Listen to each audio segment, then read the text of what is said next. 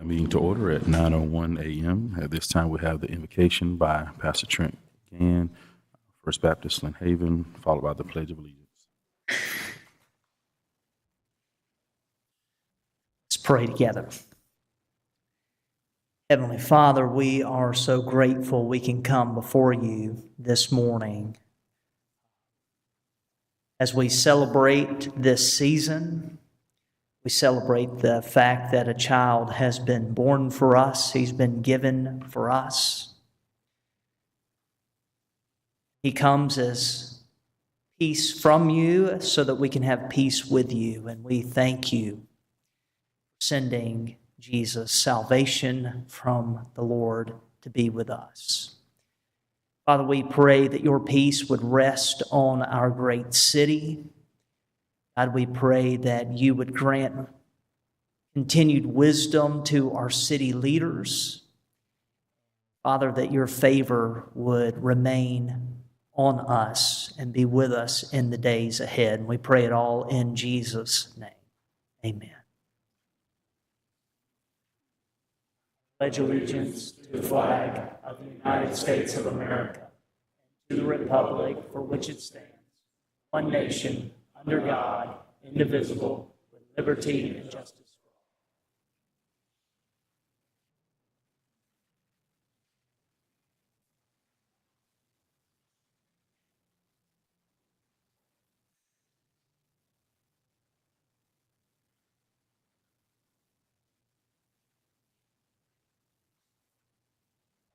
All right, this time we have our public commentary.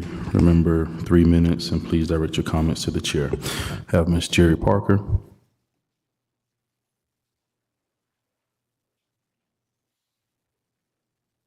Good morning, Commission. I have several things in reference to the King Griffith Park that I want addressed. Before Hurricane Andrew, there was a speed indicator right before you got to the park. That is no longer there. I live right off of 17th Street, and there is massive speeding down that road. The other thing is, when I talked about the sidewalk right along the road, it is a safety concern of mine, and I would suggest putting guardrails up there. I know y'all did that at 17th and Minnesota for that ditch. So I'm asking that that be done for a safety factor for the kids. Also, there is speed limits on 77 that says 25 miles an hour right there near before you get to Haney. I don't know why those are there. It says work zone, but it's 25 within 50 yards. There's another 25 speed. So I don't know if that's a DOT thing or if y'all can address that with them, but those need to be taken down. That's ridiculous. The other thing that I wanted to speak about was the hiring and the lack of integrity of Chris Forehand. I would like y'all to go back and take note of August 14, 2012, the commission meeting. Chris Forehand was fired for bid rigging from Pebble Ridge. This is the type of integrity this man has, but y'all continually ignore his lack of integrity and keep on hiring him. Please take a close look at that. He has a history of lack of integrity, but y'all keep on hiring him. Thank you.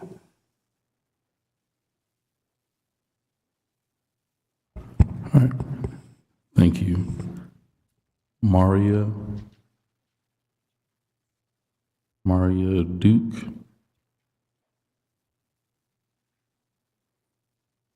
All right. Madison Powell.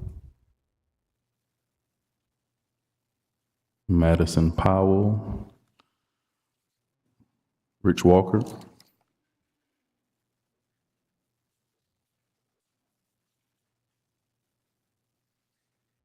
Good morning, Rich Walker, 1106 Michigan Avenue. Merry Christmas. I noticed on the new business here, the extension of the Finance Committee. Finance Committee evolved over a long period of time, changed its name 3 times, and lost good people that were responsible to the citizens.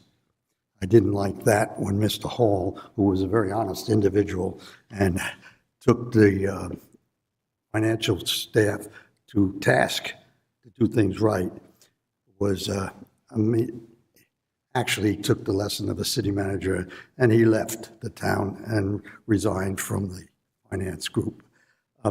My question here, not my question, but my suggestion here is down to the bottom at the end of the extension.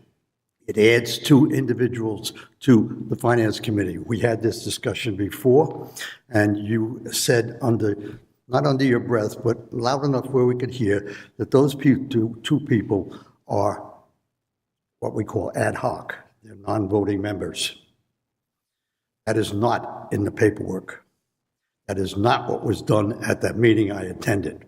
I would like you to include in your resolution there, when you do this, that you include those 2 people as non-voting members. That's the way you explained it, and that's what I accepted. And I would appreciate that being done. It is not in writing. What's not in writing never seems to be done. Thank you very much. All right, thank you. James Finch.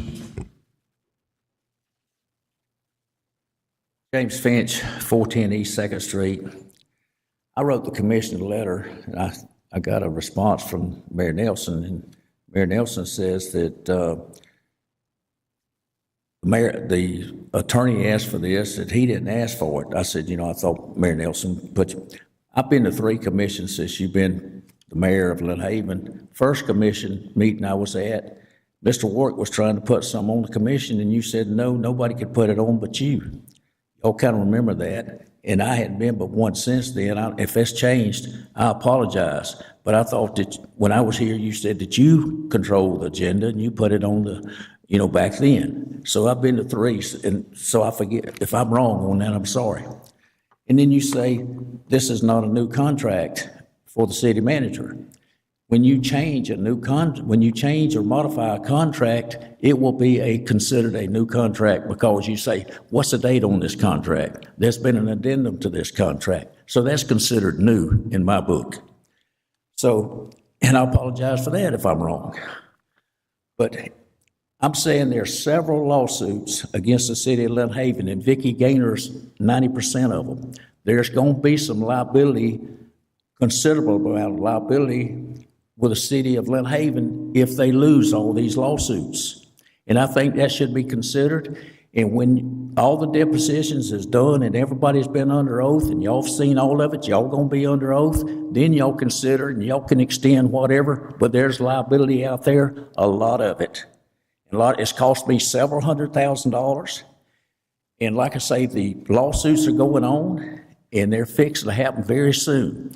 I understand our contract goes to 2027. I don't know what needs to be changed, but if you changed it, it's going to be considered new. And but there is some liability, and everybody's forgetting the liability. I would like to propose that y'all's Moody was an accountant for y'all, but if y'all have Moody. If y'all hire him to do an audit on all this construction and all this damage for the FEMA work, for the city hall work, all the changes here, match the change orders with the money, I'll pay. I will donate the money and pay it for City of Lynn Haven to get the audit here, and everybody will feel better about it. Thank you. If you have any questions, I'm here. All right, thank you. Any additional public commentary? Moving on to the mayor's report, public proclamation for wreaths across America. Whereas members of the Wreaths Across America Bay County are proud to partner with the City of Lynn Haven and Wreaths Across America, a nonprofit organization with a mission to remember, honor, and teach about the service and sacrifices of our nation's veterans, recognizing the courage and sacrifices of U.S. veterans by placing wreaths on the graves of the fallen during the holiday season. And whereas Wreaths Across America began in 2006 as an offshoot of the Arlington National Cemetery Wreath Project, which started in 1992 with the annual placement of wreaths donated by Worcester Wreath Company. And whereas the mission for Wreaths Across America is remember the fallen, honor those who serve, and teach the next generation the value of freedom. And whereas today, the wreath-laying ceremonies are made possible by the generous commitment of Worcester Wreath Company of Harrington, Maine, which donates tens of thousands of wreaths for nationwide observance each year. And whereas last year, members of the public sponsored the placement of millions of wreaths on headstones at thousands of participating locations around the country in honor of the service and sacrifices made for our freedoms, with each name said aloud. And whereas the theme for 2024 is Live with Purpose. And whereas Karen Worcester, Executive Director of Wreaths Across America, says, over the course of the last year, and then especially on the escort to Arlington last December, I listened to people who had gone through great adversity, and they'd taken that adversity and turned it around as a call to action to spend the rest of their lives making sure that every day was meaningful and that they lived with purpose. Whereas on December 14, 2024 at 9 a.m., Wreaths Across America, Bay County and Friends is partnered with Wreaths Across America to help lay wreaths at Mount Hope Cemetery and Lynn Haven Community Cemetery. I, therefore, Mayor of the City of Lynn Haven, along with our commissioners, do hereby proclaim December 14, 2024 throughout the City of Lynn Haven, Florida, as Wreaths Across America Day, and ask that you would join me in supporting this worthwhile project.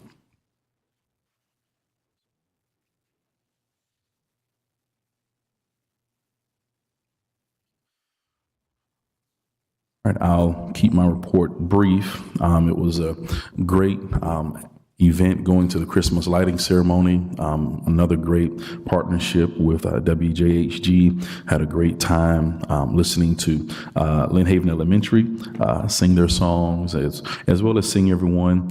Just enjoy the festivities. Thank you to the Rotary Club again for sponsoring that hot chocolate. And it was certainly cold enough to need hot chocolate on that evening. And for the food trucks and everyone that makes that a great event. And as always, our friend next door, First Baptist Lynn Haven, for allowing us to use their parking lot in order to accommodate residents as they come to these events. And so had a great time there. Also had a great time at the Christmas parade on Saturday. Lots of people were out. So thank you all for weathering the cold to come out and to just celebrate this Christmas season. So I think it's just a vision of things to come in regards to Florida Avenue as we continue to work towards restructuring Florida Avenue to make it a destination for our city of Lynn Haven. So I think that was really great, especially to see the different businesses there serving those that attended the parade. That was really neat as well. And so that's my report for today. Commissioner Peebles. Thank you, Mayor. Yes, as the mayor said, there's a lot of great events over the past month or so. I really enjoyed them, and the city did a great job. I also want to specifically say thank you to Justin and his team for doing the Toys for Kids pickleball tournament. Very happy to hear that it went well, and it's fantastic. With that, I just want to say Merry Christmas and Happy Holidays to everybody out there, and I hope that you have a great holiday season. Thank you, Commissioner Perno. Thank you, Mayor. I don't have much other than to wish everybody a Merry Christmas and the joy of the holidays for everybody. If you've ever been out to Wreaths Across America, it's a very moving thing when you go up to someone's grave and say their name and put a wreath down.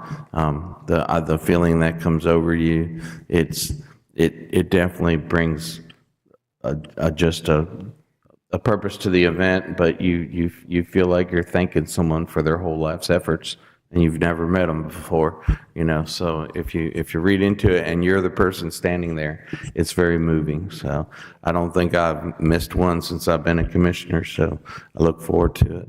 And with that, I'll just end my report. Thank you.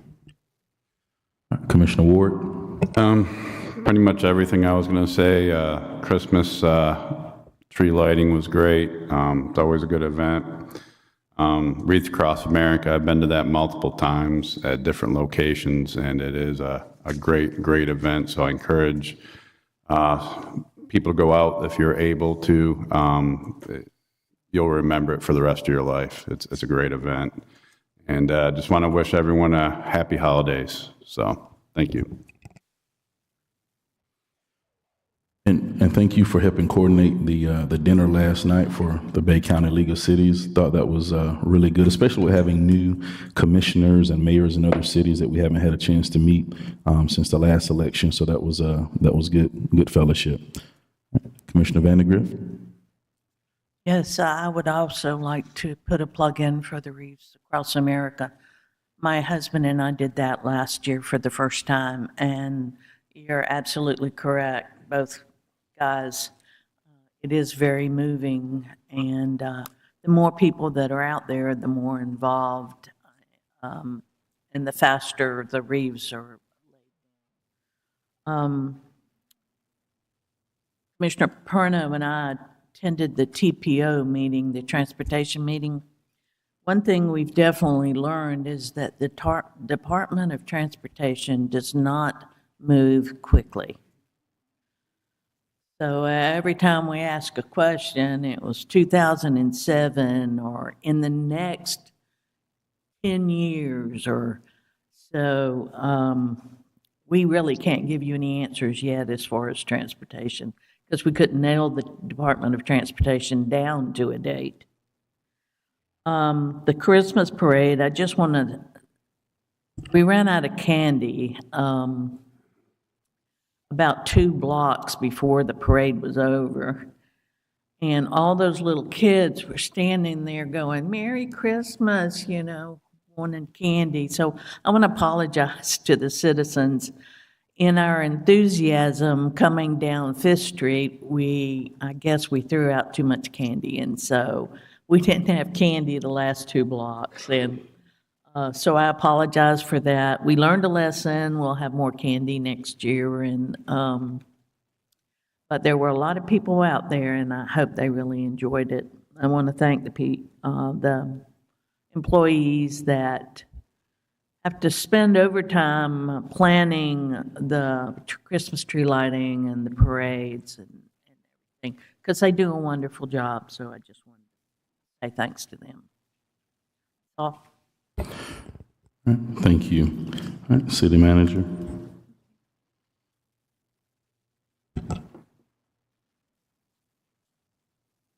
Warrant list.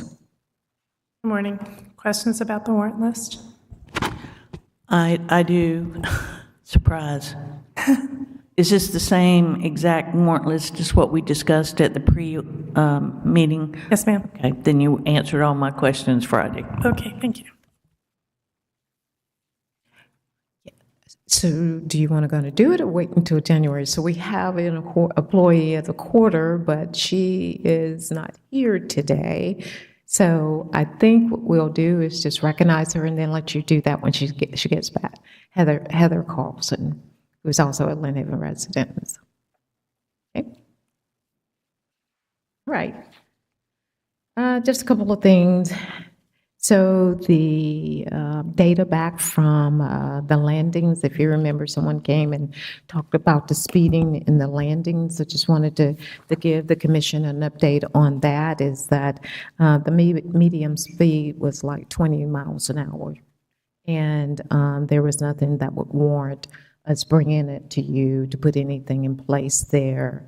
From what we can see, people were pretty much following the speed limit. I think you had just a few were maybe at 37 miles an hour, and it's a 25 mile per hour speed zone, but they are pretty much following the speed within that area. This past Saturday, we had 16 adult softball teams that participated in Toys for Kids. That means we had toys for our kids that we're going to actually donate this week at the Lynn Haven Methodist Church to give those toys out. And we thank every team that participated in helping additional kids have a great Christmas. Our volleyball, registration for volleyball is in full swing. We literally have about 200 people now that have signed up for volleyball, and we need coaches. It's a big I think we started this a year and a half ago, and it's just taken off and exploded. So thank you all for participating. Flag football begins on December 21st.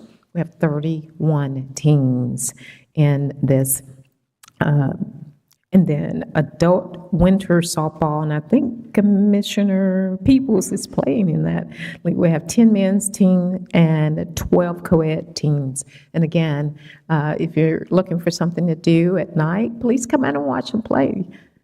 Commissioner Peoples says he's the superstar out there. So the gym will be closed December 26th through January 2nd because we are out during that time.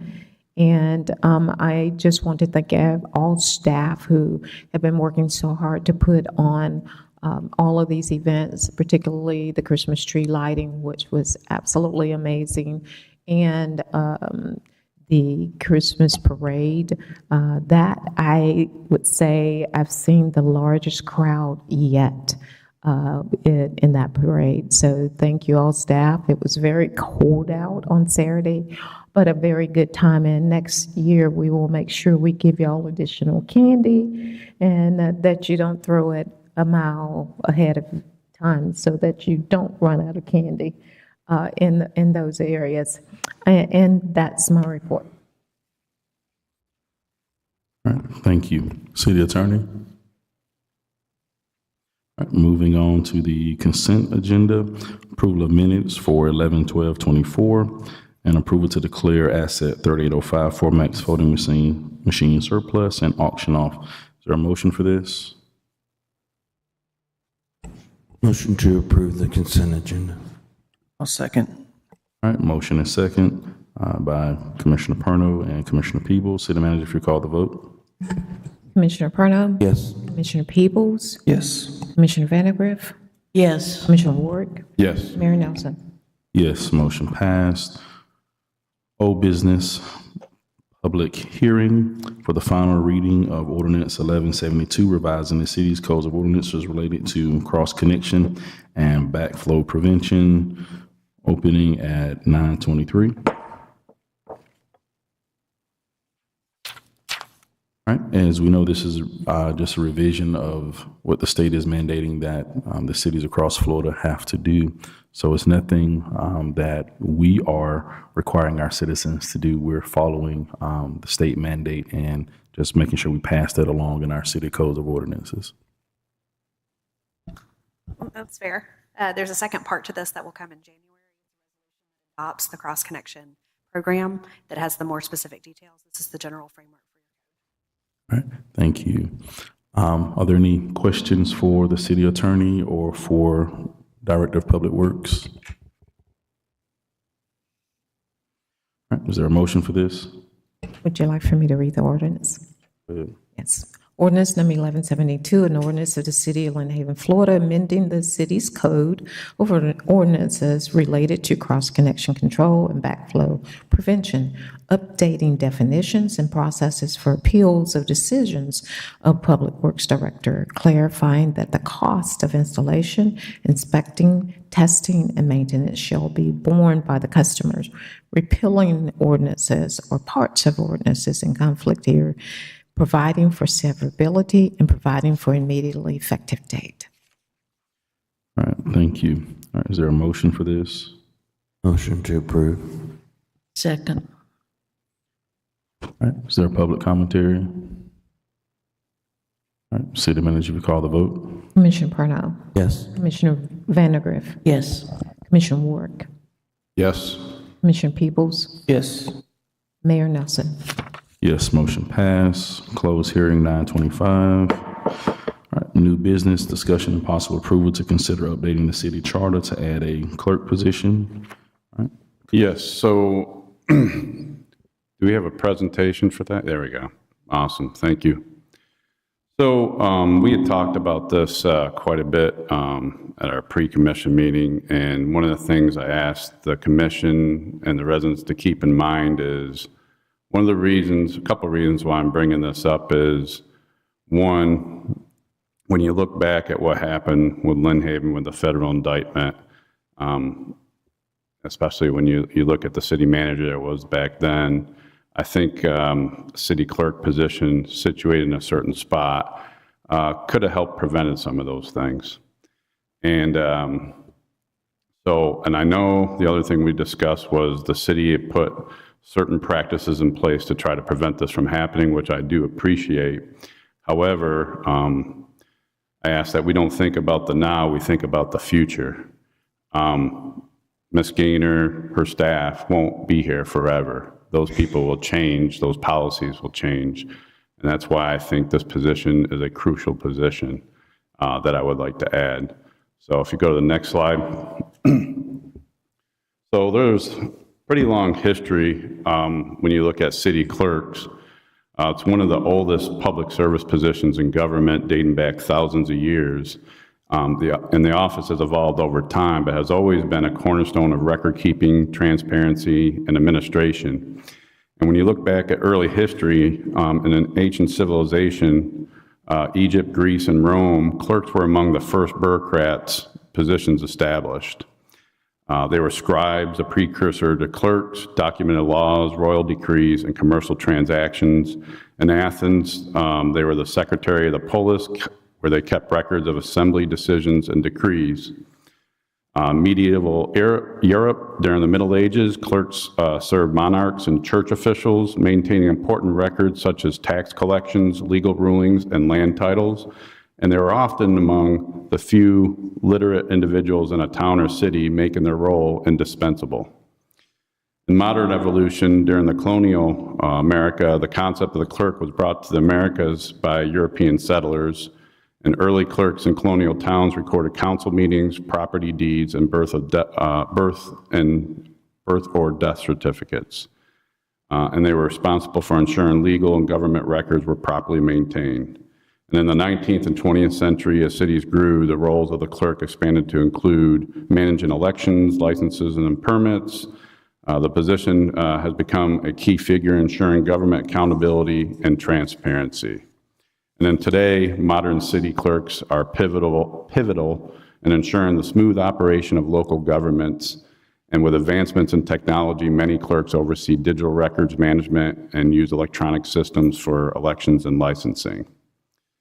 Next slide, please. So there's many notable features, but these are the ones that are most noted for is continuity. The position of city clerk provides historical continuity, often being the custodian of centuries-old records. In most places, clerks are expected to remain neutral, focusing on administration rather than politics. And accessibility, clerks play a vital role in ensuring public access to government proceedings and documents. The city clerk is often referred to as a historian of the city, preserving the institutional memory and ensuring that government actions are transparent and accessible to the public. If you go to the next slide, please. So here's some of the general duties and responsibilities that you typically see city clerks perform. They prepare minutes of commission council meetings and as appropriate other boards and committees established by the municipality. They prepare and distribute agendas for meetings that I just referenced, provide for public notice of all meetings subject to the Sunshine Law, and provide for legal advertising, publication, and posting of notices as necessary. Maintain custody of municipal records, including ordinances, resolution, contracts, and agreements, and promulgates procedures for the orderly management, maintenance, retention, and destruction of said records in accordance with state law. Administer the publication, maintenance, and distribution of the municipal code of ordinances and supplements thereto. They serve as a local supervisor elections in conjunction and coordination with the county supervisor elections. And provide for responses to public records and informational requests received from staff, other agencies, and interested parties as provided by state statute. Next slide, please.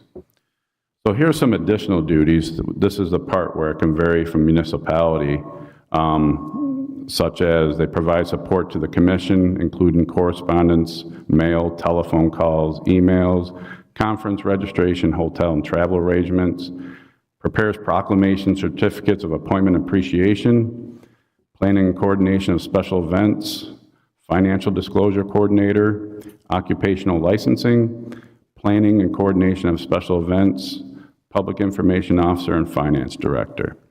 Now, with all these, I'm not pushing for the finance portion, but the ones you see highlighted in orange there, Those are the ones I think that would be included if we did approve a city clerk position, but the bottom four, I probably wouldn't include that.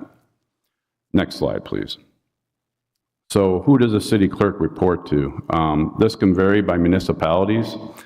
The Florida League of Cities, they did a poll a couple years ago, and they got a response of 227 municipalities. 51% of them were city clerk either reported to the city manager or administrator, and this arrangement aligns the clerk's responsibilities with administrative operations of the city. 40% of them, the clerk worked for the city council or the commission. In many cities, the city clerk reports, this ensures that the clerk's office remains independent of the administrative arm of government. 7% fall under mayor. This is typically with strong mayor government system. City clerk may report directly to mayor, who serves as the chief executive officer of the municipality. In a weak mayor system, the clerk could possibly report to the council instead. And then other, there's a couple different things that fall under. There's an independent elected role, and some municipalities use this. In such cases, they are accountable directly to the voters, giving them a degree of independence from other government officials. This is common in small towns or cities with specific charters that emphasize voter accountability.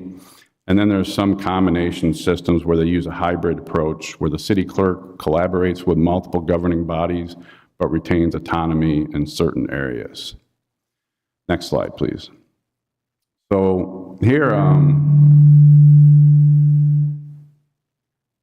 here's what they refer to as the balance triangle. And just like in any government or corporation, it's important to have a balanced system where no single entity becomes too powerful in order to achieve maximum efficiency. This essentially forms a triangle where each point represents an entity where each have the power to limit or check the actions of the other two entities. This creates a checks and balance that is critical at any level of government. So as you can see here, you have 3 points here. You have the city council, or for us it would be the city commission. They're the policy makers, and they establish the vision, direction for the community's future. And then you have the product, which is a city manager. City manager provides services to the taxpayer that taxpayer cannot or will not provide for themselves. And then you have the city clerk, which is the process. They ensure that the decision-making process is transparent to the public, complies with federal, state, and local regulations, and is properly recorded. And if you click just once, please. This is prior to fiscal year 23, this is how we were structured. You had the city commission, and then the city manager, who is also a city clerk, fell under the commission, and then we had a deputy city clerk. Click one more time, please. And then after fiscal year 2023, you have the city commission, and where the city manager falls under, city manager and clerk falls under the commission. To me, this doesn't develop the balanced triangle that I talked about earlier. However, it is bi-directional, so it goes back and forth, but I think we're missing that key piece in the triangle, or that key position to create that balanced triangle. Go to the next slide, please. And so this is the possible Lynn Haven structure I would like to create, where you have the city commission, and the city manager falls under the city commission, but the city clerk, a separate position, falls under the commission instead of the city manager. So I'll ask you, back when Michael White was city manager, and if you had a city clerk and they noticed some illegal or ethical things going on, how apt would they come out to say something about that? Where if they fell under the commission, they would be more apt to come out and say something. And that's why I think this is important. Next slide, please. So I talked about checks and balances earlier, and I wanted to kind of go in a little more detail on that. And this is why it's important to have these checks and balances. One, checks and balances distribute power across various officials and bodies to prevent any single entity from dominating decision-making. This safeguards against corruption, favoritism, and misuse of authority. Each office or official in the government holds others accountable, ensuring policies and decisions align with legal and ethical standards. For example, city council might oversee the mayor's actions while the city clerk ensures records are accurate and accessible. When powers are distributed, there's greater scrutiny of actions and decisions. And transparency helps build public trust and helps residents understand how their local government operates. Checks and balances encourage dialogue between different departments of government. This collaboration leads to better decision-making and solutions that reflect diverse perspectives and community needs. And by having independent roles such as a city clerk, municipal governments ensure adherence to laws, regulations, and ethical practices. For example, election oversight by a neutral party like the clerk helps maintain fairness in the democratic process. Distributing power prevents special interest groups from disproportionately influencing decision, ensuring that policy and budgets benefit the broader community rather than select individuals or groups. And with checks and balances, governments can more efficiently address crisis or adapt to changing circumstances. Oversight mechanisms help identify and rectify errors or inefficiencies. Next slide, please. So here's some of the benefits of the city clerk reporting to the commission.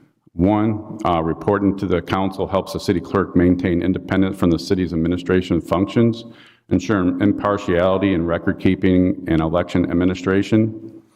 The structure provides an additional layer of oversight over the executive branch, enhancing accountability and transparency. The city commission, as elected representatives of the public, ensures that the clerk's duties align with the community's needs and priorities. And because the council operates in a public setting, the clerk's reporting may involve more open discussions, increasing government transparency. The city's clerk's primary role often involves supporting the commission with meeting documentation, agendas, and legal compliance, making the council a natural supervisor. Next slide, please. So now what? Well, I'm discussing it today in hopes that it'll get approved. And if it gets approved today, then it'll require to be approved by ordinance, will require a first and second reading. So we would need to have a first and second reading in January. And if that gets approved, then it goes on referendum to be voted by the residents. So the residents would have a voice in this, and they would vote on it on 22 April 2025. So I think this is a crucial position, and I think, would it cost them money, a little extra money? Yes. But I think the benefits definitely outweigh it, and I think it'd be worth our investment. So with that being said, I'd like to make a motion for us to press forward to have an ordinance to add the city clerk to the under the commission. Thank you. All right, there's a motion to add a city clerk to the upcoming Lynn Haven election in 2025. Is there a second for this motion? I'm going to second it just because I want to open it up because I have some things to say about it. All right, motion has been second. All right, continue discussion.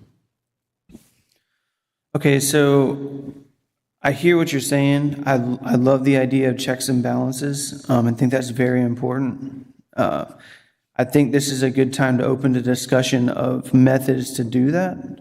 But in my line of work, I work very closely in a situation like this. And when you add someone like a city clerk, the idea is to have an independent entity.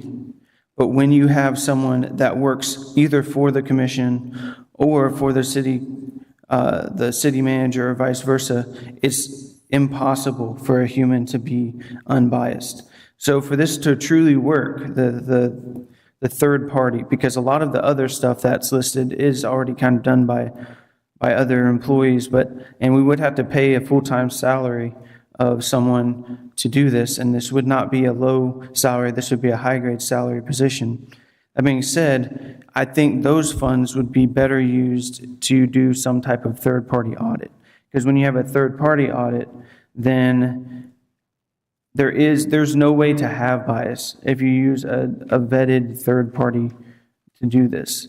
I don't think With a city clerk, what's going to happen is you're going to have a bunch of animosity against either the commission or the city manager because there is no truly staying independent. They're going to end up picking one side or the other, and it's just going to be a constant battle.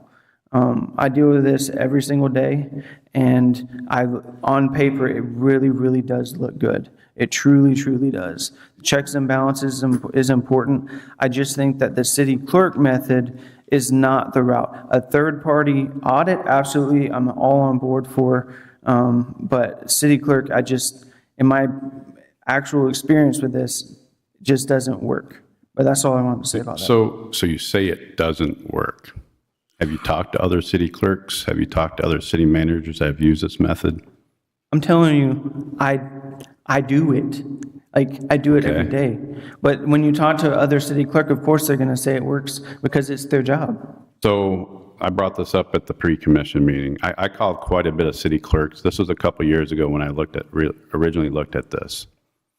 And I quickly learned the questions I was asking was, which method do you think works better?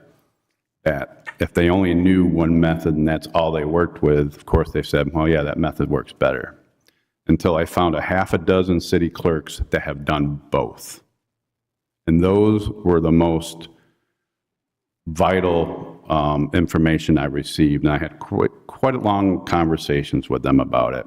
And there are some that were under a structure where they're under the city manager, and some of them were under the commission, but they have done both.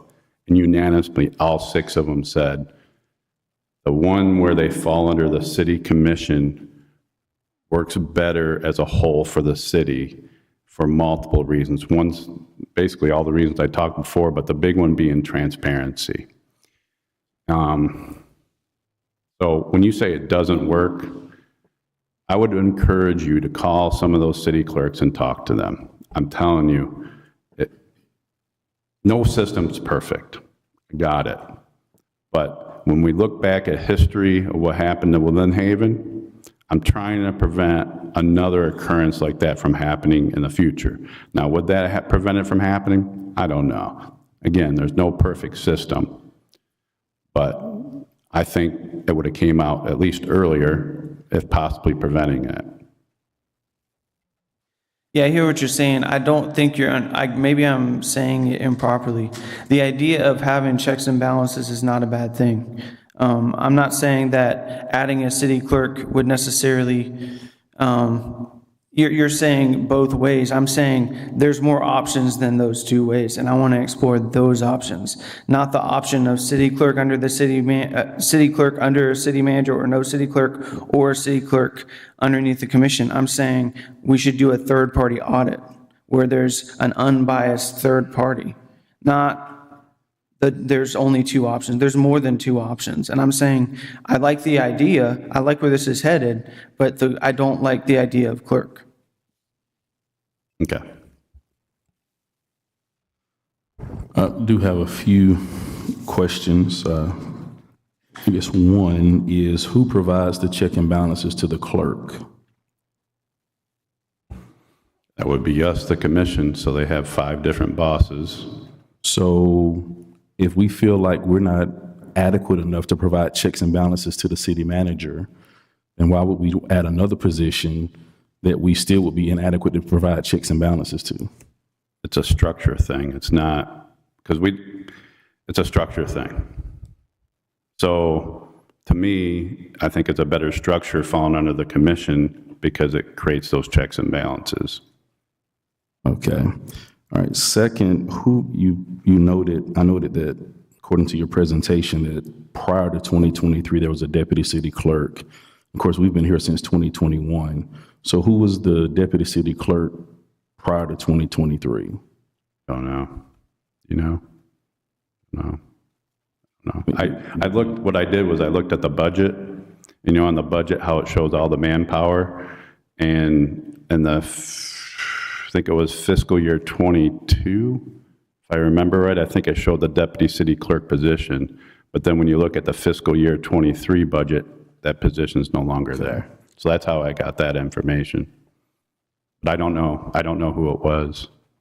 But I'll say this is, I think those duties and responsibilities have been divvied out to multiple different positions, you know what I mean? So there's multiple people doing them. Yeah, and I don't think it's just us hiring one person. I think you're gonna have to basically create a whole nother department, because that one person, from what we've seen, is gonna have multiple people to help them perform those duties. So the ones that are performing a lot of those duties now, like we talked about the one pre-commission meeting, Kevin Obo's talked about Panama City and how Panama City had, I think there's like 5 people under them, and they're actually city employees. They work for the city clerk, but we don't hire them. The city clerk does all those, so they're city employees. But we could use some of the people we have on staff now for that do a lot of those duties. So the question then would be, if they go under the city clerk, then there's no administration of them by the city manager, which then, as Commissioner Peebles said, creates conflict, because now you would have, let's say, for example, CJ doing duties for the clerk and the city manager. And then if someone comes in and says, hey, I need this done, who then takes priority? Because equally, both of them are your bosses. Right. And and that's an everyday issue, that if someone comes in and says, I need this done, that's on any job, who then takes priority? What we're saying is that both of you all are equal, so it's up to you to figure out who takes priority. Now, that employee can be written up, reprimanded, et cetera, because they didn't do what the other supervisor asked them to do, because they're between a rock and a hard place, because we've put them there. So it's not just the clerk position, but if we're saying, okay, hey, you're gonna have to divvy up these responsibilities, and you're gonna do some work for the city manager, you're gonna do some work for the city clerk, I think that just creates more tension within that department. So that's why it's so important, whoever we hire the right person. They got to have certain type of personality. You know, you're going to need someone with a strong authority, by the book type person. And I get that in the book and the pamphlet that we provide, the job description, the manual, all that's great, but we're talking about the reality of, if something is due on the same day, and city manager asks for something, city clerk asks for something, who then takes priority? That creates a conflict, an unnecessary conflict. Right now, all those duties are being performed and all those individuals are answering to one person. Therefore, when that one person says, hey, I need this duty performed, they can respond back and say, well, hey, I still have this other assignment. Do you want me to postpone doing this in order to do this? Because they know what their schedule is and they know what their calendar is. So not only are we creating another position, we're creating 2 different administrations, is essentially what we're creating. So we're creating a dichotomy within our city, which is not getting us closer to unity for our city. So it's really creating a divide in several different ways. And so that would be one of my concerns. My other concern, because I did a little research, I guess, on some city clerk stuff, and what I found is that in the past year, at least 9 city clerks have been indicted for stealing funds. And this was within the past 6 months. As of today, interim city clerk, $70,000. Another city clerk, $107,000. Another city clerk, $15,000. Another city clerk, $900,000. Well, those hold on, $151,000. $487,673,000. In the state of Nebraska, and I just jumped to Nebraska, in the state of Nebraska in 2022, it was reported that 17 city clerks stole a total of $1.7 million. So I understand we're saying they're not going to be over the finances, but how do we expect them to be checks and balances if they're not a part of the financial process? And so then they can still, because they have their own administration, they can still set up, because this is what they did. They set up their own systems in order to pay their own bills with the city's money. So although they may not be the ones exactly writing the checks, they can still set up whatever kind of shell account they want. And we as the city commission, we're going to look at whatever they bring us and say, okay, hey, this is accountability, and we're going to be the ones signing off on it. So, so seeing those numbers for me is concerning, that, hey, here are city clerks that are stealing funds from their, and this is in the past 6 months. This isn't 15 years ago. This is recent stuff. So, and I think also when it comes to the federal, the federal indictment, I don't know if a city clerk would have saw that or not. I don't know. I'm glad it was found. And I think it was staff that noticed it. That noticed, hey, something's wrong here. Yeah. But again, it's just, if we're saying the checks and balances, as I mentioned, I think if someone is set to do corruption, I can give you whatever paperwork you need to create my own checks and balances, because whatever system we put in place, if somebody wants to beat the system, they're going to beat it. Yeah, there's no perfect system. So that's what's going to happen. So we can continue to, convolute the system. We continue to complicate the system. But I just think we're creating an unnecessary dichotomy right now in our city, where we're creating two totally different administrations. And then I did notice when you say continuity. My other question is, if they're under the commission, their position is just as volatile as the city manager's position. They're just 3 votes away. A new commission coming in, they're 3 votes away. So I do understand the idea of, hey, continuity, that institutional knowledge. But if they're under the city commission, then they're not going to be, there's no guarantee they're going to be at that position, which now we have a lot of flux, because you have 2 different administrations that are open to new positions every 4 years, or within that 4-year time frame. If we get tired, if you get upset with them or angry with them, you decide to fire them. So I just think it creates more just more vitality, more issues, and again, just 2 different administrations is creating a unnecessary dichotomy in our city. Can I ask a question? So all the ones you brought up about stealing money, I'm assuming that all those city clerks fill the financial position as a city clerk. I'm not pushing for the city clerk to do the financial stuff. But you're not understanding. You don't have to fill a financial position in order to steal money. Michael White didn't fill a financial position. And I'm just saying he was in a financial position. I think it was Department of Leisure Services? Department of Leisure Services didn't fill a financial position. Even the contractor didn't fill a financial position. So you don't have, because the eyes are on the financial position. So yeah, we're going to keep eyes on them. So we know they're not going to take anything because all eyes are on them. But I don't have to be in a financial position to take money. And that's for any organization or any corporation. And that can happen with any, that can happen with any setup. And what I'm saying is, seemingly there's a trend for clerks to be stealing money. That's what I'm saying. In the past 6 months, these aren't, what I just read is, and I didn't read all of them. That's why you had the balanced triangle, where you got the 2 entities always checking or the one entity always checking the other entities. You're only going to check what I give you. That's all you can check. You can only check what I give you. And then I think the responsibility, as I've always stated, even when we talked about the Financial Review Committee, is for us as commissioners, mayor, to be more engaged and more involved as needed to see the inner workings of the city. So if there's, again, if there's something that needs to be checked, because in the end, the responsibility falls on us. So whatever the city manager does or doesn't do, whatever the clerk does or doesn't do, it still falls on us. And so I think there are some things that we just, hey, this is going to be our responsibility to check these things.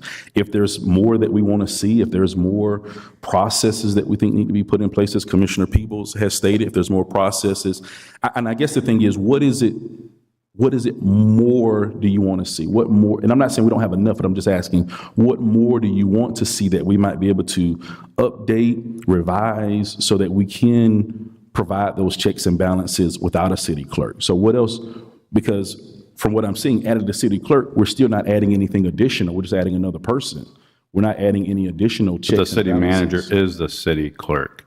I think that needs to be separated. Needs to be separated. That's what I found. And so even if you put that. But that's what our founding fathers decided. That's just like the Constitution of the United States. What? Our founding fathers decided they wanted to have a manager clerk. That's what they decided they wanted to do. So you're saying we should keep the charter as is? We had a charter review committee. We did. They brought And they to did us a great their- job. They brought to us their propositions. They said in 5 years, we all voted that in 5 years, the citizens voted, in 5 years, we'll review the charter. So I think in 5 years, whenever that comes back up, that we take a review of it, look at the entire, get another committee together, review it again. I'll say this is, I still think the city clerk needs to be separated from the city manager. Even if it still fell under the city manager, it's still a better setup. And I think even better than that, it would still be under the city commission. You kind of look at the federal government, right? And I know the federal government's not perfect. They got issues. But when they first started, they started with 3 branches of government. You got the executive branch, the legislative branch, and the judicial branch. And they made that because the same thing with the balanced triangle, so each entity is looking over the other entities and make sure that they're doing what they're supposed to be doing. So I agree with you, but in the federal government, all 3 branches not working in the same area. You know what I mean? So like, in theory, I agree. And that's why I'm pushing for a third party, because I agree that there should be a third check and balance, but it needs to be someone that does not work with people on a day-to-day basis. Because when you do that, relationships are built, whether they're positive or negative, and that will sway a decision. Period. It happens. So I like the idea of a 3-branch government. However, I think the third branch should be 100% independent, and we could take it would be at a fraction of the cost. And as you said, there's the policies, the procedures, and what was the third one? The process, the policy. So we got the policy on lock. Product was the third one. Yeah, okay. So in the product, so we do have the policy and the product on lock. What you're focusing in on is the process, right? And so we need to have someone that is an expert in process do a process audit at a periodic time. That would be ideal, because you have, as the mayor was talking about, you have the administrative issues, and you've also pointed out glaring issues as well. That's not to say that that's why I think it's important to have someone that's completely independent of all that, because we have because right now the administrative stuff is working out in a better way than it would be if there's constant conflict. But then there's also, you could argue there's potential that in the future there could be transparency issues if you don't have that third-party check. That's why you need to have an independent third-party person that comes in and does this at a fraction of the cost of what it would cost to pay a full-time salary of a high-grade position. I just think that's the best of both worlds, that you're getting it that way. In the risk management field, because when you're looking at this, you're looking at the risk of lack of transparency, loss of funds, the risk of poor processes and all that stuff. In the risk management world, that's everyone's favorite thing to do. If you can afford it, defer the risk to somebody else. Defer it to a professional that knows what they're doing, if you can afford it. And if we're looking at adding a full-time position, we can afford a third-party audit. Commissioner Perno, you have anything? Well, you guys have been going back and forth with your opinions and whatnot, and Commissioner Warwick asked to make this a presentation and agenda item at the pre-meeting. We talked about it then. We mentioned about the Charter Review Committee and what they decided, and that was 2 years ago, right? That came down. So it's up for review in 5 years. And these are all valid points we're bringing up about a clerk that reports to the commission is a good idea. It can be massaged or changed to be one of the people who are currently employed, where it wouldn't cost the city as much money for a full-time position. Then you'd have some sort of hybrid clerk position where someone works for the city, but they report to the commission. You know, that's something that we could talk about again. But, you know, I think the timing isn't to do this now and do the first, second reading and change a referendum in April. timing might be to hang on to this, make sure the Charter Review Committee or the next Charter Review Committee has this as a top priority and make a decision at that time. Or possibly morph it into one of the people that are currently working to, if it means that much to report to the commission. I do know that I asked the city attorney, and Panama City has a clerk. Panama City Beach has a clerk. And I think LOA, Mexico Beach, they all fall under the commission. I think that the clerk, I do believe the clerk in Panama City is responsible for just recently bringing to the attention of the shortfall in their reserve funds. So that's something that's very valid, that a clerk is a good, it's a good thing in that respect. Now, our current city manager's been in place for a while. Her contract is going to end at a certain time. She has taken the position of a clerk and spread it out over 3 people around her, and we kind of all know that, and we made that not our defense, but our topic of debate with Commissioner Warwick on Friday.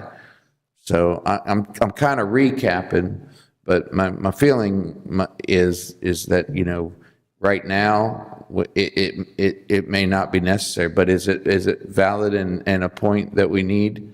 I believe Commissioner Warwick, you're thinking about the future. You're thinking about setting up a model. So when the next city manager comes in, there's a clerk in place, and there's a clerk that reports to the commission, and then that city manager just comes in. And so it's not something the city manager would set up. It's something that we want rooted in the process, correct? So product, process, so it definitely raises a thought for me that's something we need to look at. But presently, I think we have a system in place. I think we need to know that everybody under that system can talk to the commission, and as well as I know they take direction from the city manager, but if there's ever anything that needs to be brought to our attention, I think we should have that avenue of communication. So that's my feelings. All right, thank you. Commissioner Vandegrift.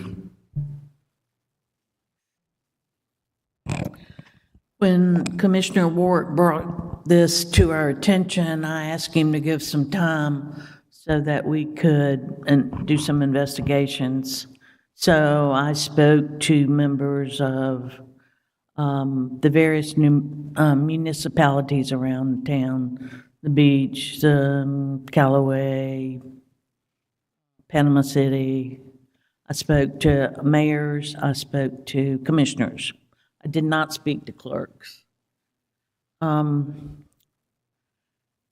concern is that I have several concerns. One is that the charter said, let's review. Gives us an opportunity to review. It would also give us time to agree. Right now, we can't even agree on whether or not to have a clerk, much less the responsibilities of the clerk. The responsibilities are varied throughout the municipalities. Most of them were very positive about having a clerk. They said it all depends on the personality, though. They've had good situations, they've had very bad situations. And so the key is, of course, with the personnel.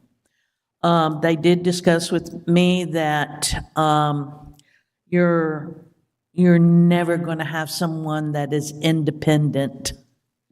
They're going to be responsible to the board, the commission. So that's where their loyalties are going to be. You have 5 people you're trying to please. So that was an issue. And let me refer back to what happened several years ago after the hurricane. Commissioner Warwick said, well, maybe that could have, if we'd had a clerk, maybe it could have prevented, corruption. If somebody really wants to be corrupt, they're going to be corrupt.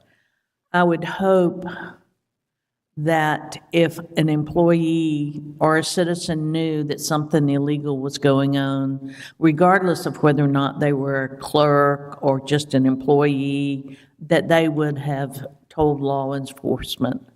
And, back then, my understanding is it only took one signature on a check. Well, my word, I'd be tempted if it was only one signature.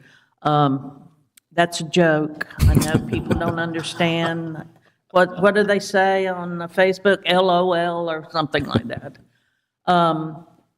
But we have remedied that now, that it takes more signatures, and that there is a process now that they have to go through with multiple signatures in the review and then multiple signatures on the checks. And so they realized that that was an issue. Oversight, that's been brought up several times about oversight. There's politics in everything.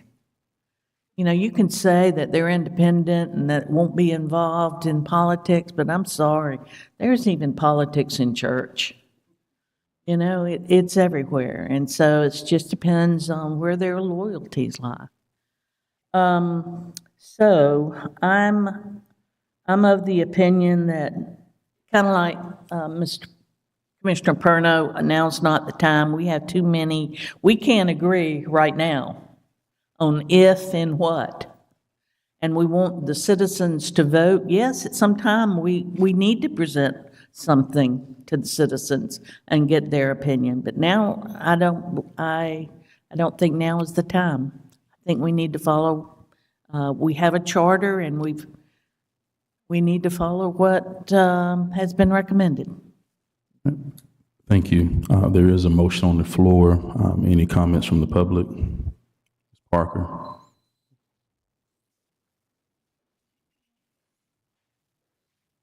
Sherry Parker, Rhett Place. Guys, this isn't rocket science. Mayor, you stated that a city clerk can steal. Let me remind you of something. So can a city manager. So can a city manager. Hired an assistant city manager without approval of the commission. Why was that done? Why was that done? Shouldn't that have come before the commission? I was on the charter committee. I made a motion to have a city clerk. The one thing that really bothered me about being on the charter committee is that Vicki Gaynor was in attendance in every single one of those meetings. She should have not have been. She controlled the meeting and gave her input constantly. That was a control factor again. Shouldn't have happened. It's total control. When you have a city manager that is also a city clerk, that is a control factor.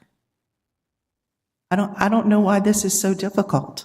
Have somebody in there that can have checks and balances, that can do what they need to do in order to make sure that there's transparency. Because I'm telling you, since Hurricane Michael, I haven't seen transparency. There's so much corruption in this panhandle. It's enormous. The good old boy system is well and live. And y'all know it. Everybody knows it. But y'all ignore it. Y'all, every single one of you commissioners that I met with got information that was not my opinion. It was facts from a federal investigation. And every single one of you ignored it. Blatantly. Do y'all not believe in facts? Y'all not to believe in the testimony that Vicki Gaynor gave? Lady, you owe me an apology. Please keep your comments directed to the. All right, well, then you can tell her. She owes me an apology. She owes Christy McElroy an apology. Jody Moore, Bernie Thompson. I had a conversation with her. She said it's what she thought at the time. Well, it was wrong. You owe us an apology. This needs to be rectified. There needs to be checks and balances. I don't know what's so difficult about it. There needs to be checks and balances. When you have a city manager that is also the city clerk, that is a control tactic, period. Thank you.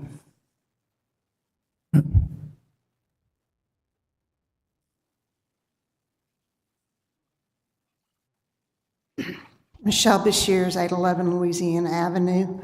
I don't usually speak off the cuff, but I'm going to try to say what I want to say this time. I listened to all of your reports, Mayor and the commissioners. I've been disappointed with them for quite a while now. It seems that all you do is go to parades and tree lightings, and other than that, there's nothing except, she mentioned a TPO meeting. I would like to know what the commissioners and the mayor are doing during the 2-week period between each meetings. So at this point, there's my assumption that y'all do nothing for the citizens of Lynn Haven. But I'm going to tell you something.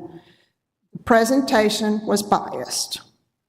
The assumptions is that the city clerk would be honest. Lynn Haven does have a assistant city manager that you didn't present on the flow chart. Your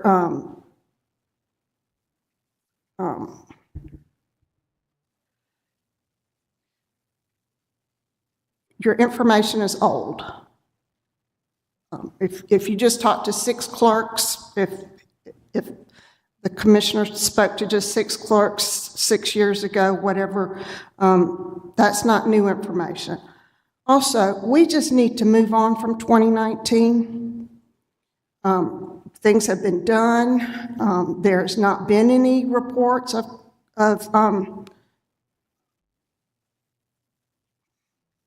stealing or anything like that. And are the employees coming to the commissioner or the mayor with complaints about the system that's in place right now? Thank you. All right, thank you. Hold on one second. Would any of the commissioners like to respond in regards to what they do during their 2-week period? I know for me, events is usually probably the last thing that I'm able to attend. So probably at least twice a week, and probably at least 4 times a week, I do call the city manager. I try to meet with her face-to-face at least twice a week to give a rundown of what is happening, what is going on. And then I have to come in the office, sign paperwork. So when I do that process, I'll check with CJ to see if there's any additional things that I need to be aware of, any additional things that are happening.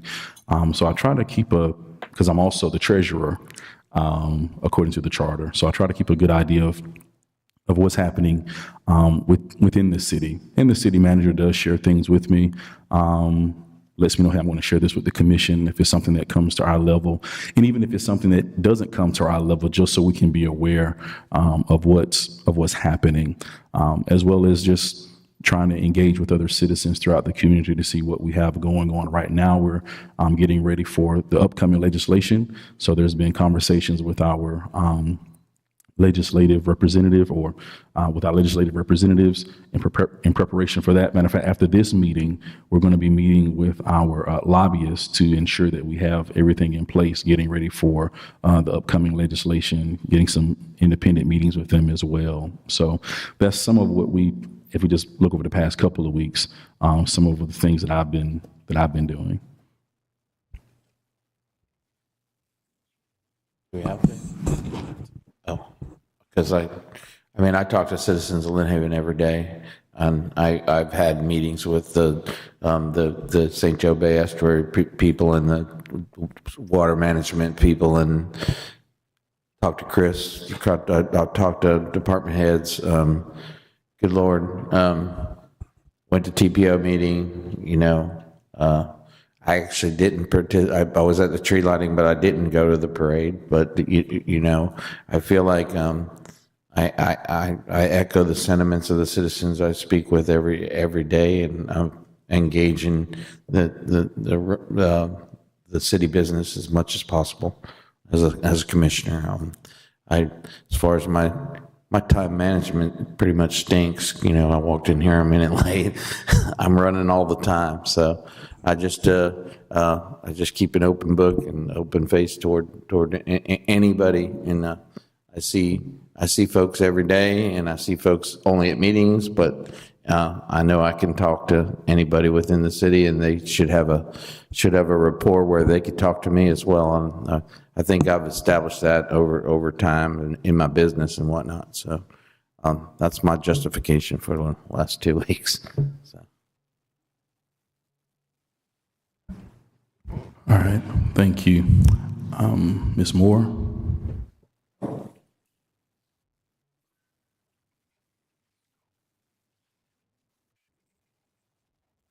Jody Moore on Amherst Street.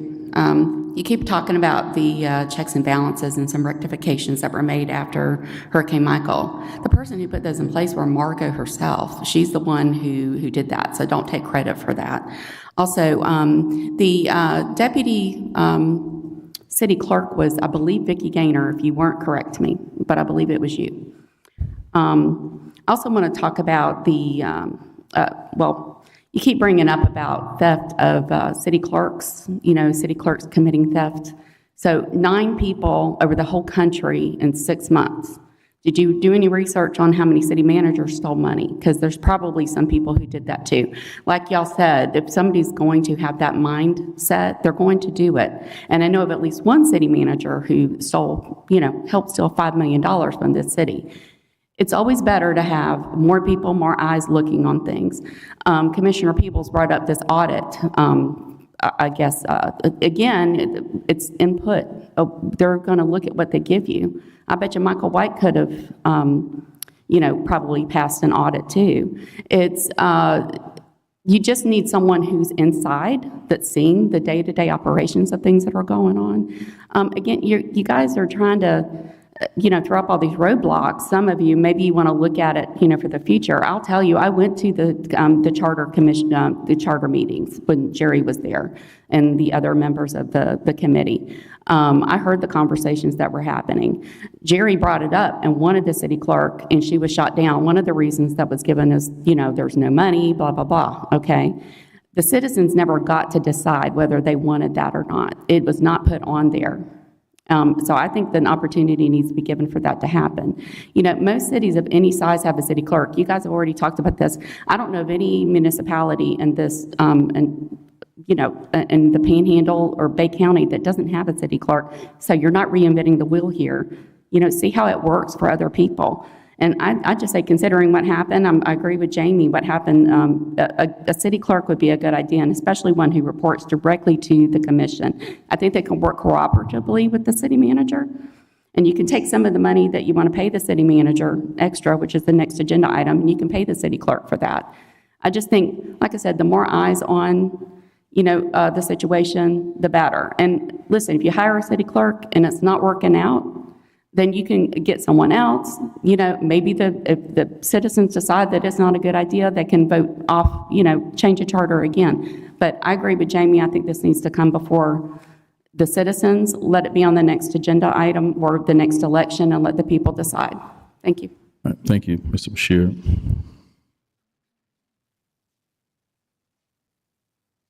Johnny Bashir's, Louisiana Avenue. I'm sorry, I'm going to repeat a couple things that some of y'all have already said, but I'm not prepared, so bear with me. So in the slide, you show, I think it was 226, 227 cities in the state of Florida have city managers. Less than half of those report to the city commission. There's currently, the 227 represents about half the cities in the state. So, and this is going on information that's provided. So less than a quarter of the cities in the state of Florida have a city manager that report to the city commission. That should tell you one thing, that that is not the majority view of what needs to happen in city management.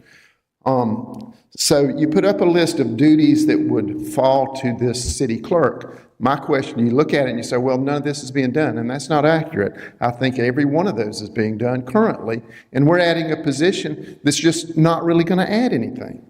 You're saying, let's make them report to the city commission, which puts the city clerk out of the chain of command, which is a recipe for disaster.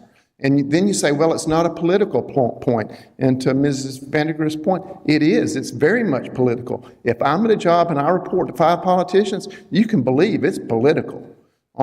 There's no way around it. It's going to be political. You're talking about what, about a $70,000 a year job, something like that? You can say the money's small, but it's not small. It's significant. And let's get back to the reality. There was an issue that you had, or some of you had, with the current city manager not long ago. It was brought before you, and 4 out of 5 people decided to proceed the way we proceeded. So the system's working. Just because you may not agree with what the decision is, doesn't mean the commission is not doing what it's supposed to do in reviewing the city manager's performance right now. We're doing that. We just are. And to Commissioner Peoples' point is, what you're looking at is an omnibudsman, basically. Somebody that can come in if there's a complaint or concern and can look at it one-on-one at that point. Not a permanent position, not anything like that. So if you want to do something like that, I can see that. I can see having a champion that you can call in sometime to fix something if you need to. Right now, if you're concerned you can't do anything with the current city manager, what makes you think you're going to have any luck dealing with the city clerk? It's just a recipe for disaster. Add somebody out of the chain of command that is going to be at odds with everybody all the time. I think we need, as my wife says, we need to move on. There's things this city needs to get done. We've got a major sewage treatment facility we've got to deal with. We've got a lot going on, and that's what we need to be concentrating on, is moving the city forward, not delving in the past. And last, we have a system of check and balances right now, and I think it functions fine. Thank you. All right, thank you. So there's a motion by Commissioner Ward, second by Commissioner Peebles, to move this agenda item forward as to present on the upcoming election cycle in 2025 as a referendum item. City Manager, if you'll call the vote. Commissioner Ward? Yes. Commissioner Peebles? No. Commissioner Vandergrift? No. Commissioner Parno? No, not at this time. Mayor Nelson? No. Motion did not pass. Moving on to agenda item number 12, discussion and possible approval of resolution 2024-12447, approving the second amendment of the city's agreement with the city manager, clerk, city attorney. Yes, Mayor, this is my item. It's housekeeping. It makes 5 proposed changes, 3 of which represent current practices that have been previously approved by the commission. There are 2 new provisions with regard to an extension of the term by to December 2027, and an agreement of the commission to consider an ordinance to change the retirement benefit multiplier specifically for the city manager. You did discuss at your pre-commission workshop an adjustment to the base salary. This document in front of you does not do that, but with an amendment to the motion, certainly that can be added. Okay. I do know we asked for some things to be sent to us for review as we prepared to discuss this. I know Ms. Hodges sent us some of that information. Is there any questions for Ms. Hodges regarding the information that we received from her? So the one question I have is, I guess prior city managers did fall under the general employee retirement fund. Did any of those city managers, I think they all just fell under whatever the policy was for all those employees, or did they actually get an extra bump in their retirement, the factor, whatever you call that factor? From the research, Mayor and Commissioner, excuse me. It appears that the pension, as we have it now under ordinance, was adopted in 1991. And that we did have, what I did find out late was that City Manager John Lynch opted not to participate in the pension. It was made available to him, but however, City Manager Joel Schubert, Michael White, and Vicki Gaynor were in the general or are in the general pension. In terms of changes to the term area, it appears that they worked as a general member until the recent change of the 5 years when Vicki came on and got that negotiated. However, that has been also done in different municipalities because of the volatility of the position. Yeah, I've talked to other city managers, and not just recently, but before, and I've had every one of them, they're like, yeah, I would never apply to be a city manager of Lynn Haven because the vesting period is 10 years. And they explained to me why that is. So I totally understand that. But the question I have is, did any of the prior city managers, when they participated in the retirement plan, did any of them get an extra factor than what's in the policy?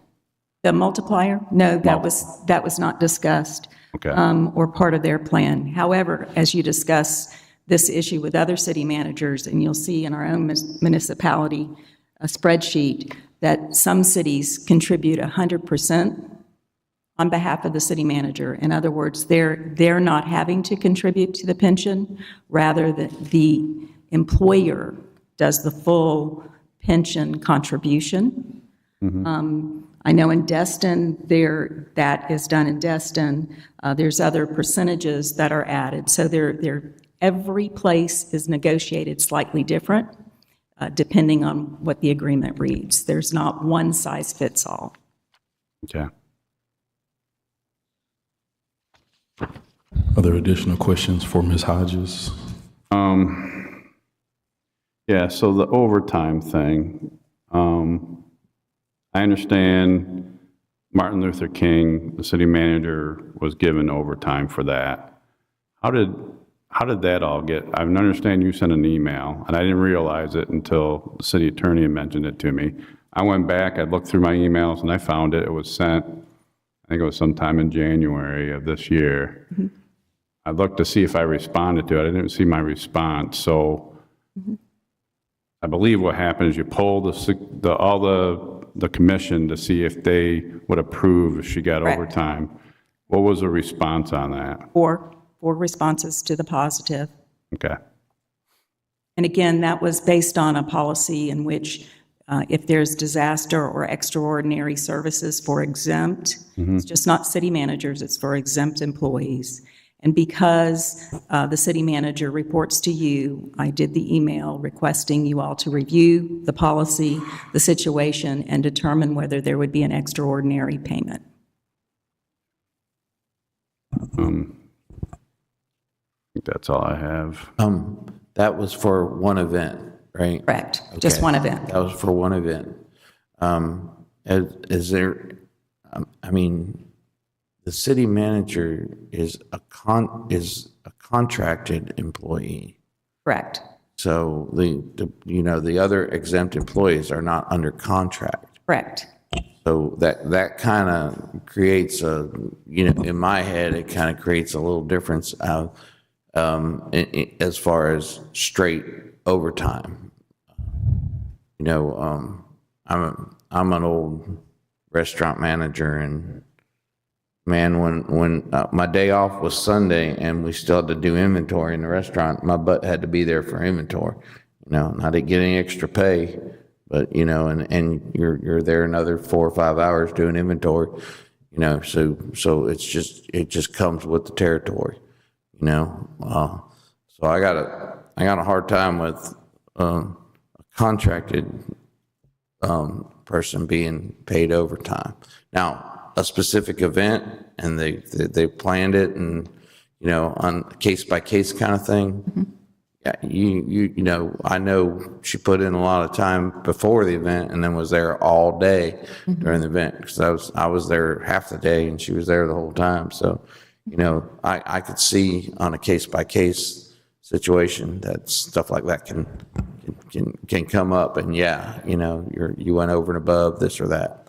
But I don't know about putting it in the contract. That's my only problem. With regard to holidays specifically, her contract says that she's expected to work 40 days except municipal holidays. So we are trying to address specifically that situation where she is working on holidays. So I don't know if any of you guys, any of you, I'm sorry, have talked to other city managers about this. Have any of you talked to other city managers and asked them, hey, do you get overtime, or is overtime in your contract? No? You should, because you'd be surprised the responses you get. Usually it comes with a chuckle, or they were like, heck no. Right. And I understand that, because normally I'm a salary employee. Are there days I put in extra hours than what I'm scheduled for? Of course, because I got to make sure the company's taken care of. My boss, he definitely puts in more hours than I do. Does he get paid overtime? No, he's salary too. But if he got paid overtime, but I didn't get paid overtime, I probably wouldn't like that too much. Right. And that's one of the issues I have with this is, you know, are the other salary employees, do they get overtime when they work over 40 hours? I don't think this is a good idea.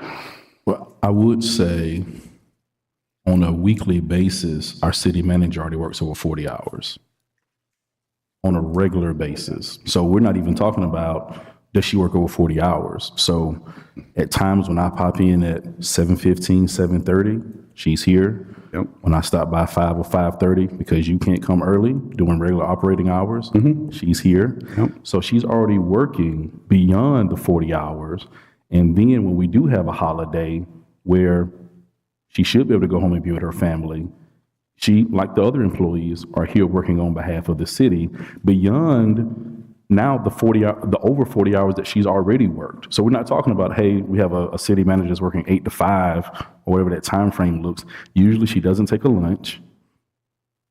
So she works beyond the 40 hours already, probably 55 to 60 hours. And now we're saying, hey, we want you to come here on holidays and then if she doesn't come, because she's saying, hey, I've already worked 50 hours this week. If she's not there for a holiday event, 4th of July, Christmas parade, 4th of July parade, then we're going to have another issue about that. I think it's just that we need to look at it from a basis of being what's fair based on what we're doing in the city of Lynn Haven, not necessarily what other cities are doing, but we already have a city manager that's working above and beyond what the contract obligation already says regarding 40 hours. When I do go to other cities, they're there late and they leave early. That's what I see other city managers do. So when I call to speak to other city managers, they're not there. 4:30, they're already gone. 8 o'clock, they're not in the office. So that's what I do experience with other city managers is that, hey, let me call at 8 o'clock. They're not there. Let me call at 4:30 because it's my time to call. They're not available. Hey, trust me, I totally relate to working many, many hours. I remember when I was in the military for 23 years, there were many, many times I worked well over 12 hours. There were times I was away from my family. Did I get any extra pay for it? No. Did my bosses get any extra pay for it? No, none of us did, because we knew that was our part of our contract. We were salary. Can I just clarify something? One of the things with overtime is that I try to give staff some time off with some of these holidays so they're not working these holidays. So I choose to work that holiday so that these staff can have time off. And so you can ask them.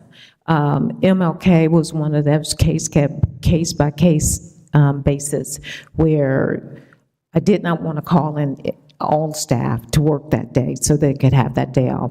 So it was literally 3 salaried employees working that day, and then the rest of them were hourly that would get paid anyway.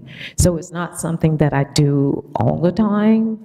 It's just that when I'm trying to give salary employees time off instead of working holidays. And so I take the brunt of it. That's all it is. I have one update. One of my employees, Ben Janke, who is the chair of the general pension and has the institutional knowledge, did advise me that City Manager John Lynch actually negotiated a 401k pension for himself specifically during his term as city manager, that the city made the contributions to. Here's another question I have that, I know we're saying this is house cleanup, but I'm struggling with this. It says in here, where is it? In our original contract, we're supposed to do an evaluation once a year. I think the whole time I've been here, I think we've only done one evaluation. Correct. And when you read this, they wanted to, I'm trying to remember what it says. It says a review and evaluation shall be conducted annually in advance of the adoption of the annual budget. But yet, we did the evaluation, it was late November or early December. We had just done the budget like 2, not even 3 months prior to that. And it's been over a year since we've done an evaluation. So I think some of these items, we need to do a performance evaluation before we make the decision on some of those things. So which specific items do we need to do a performance evaluation on before we make a Well, particular extension decision? of her contract, the retirement.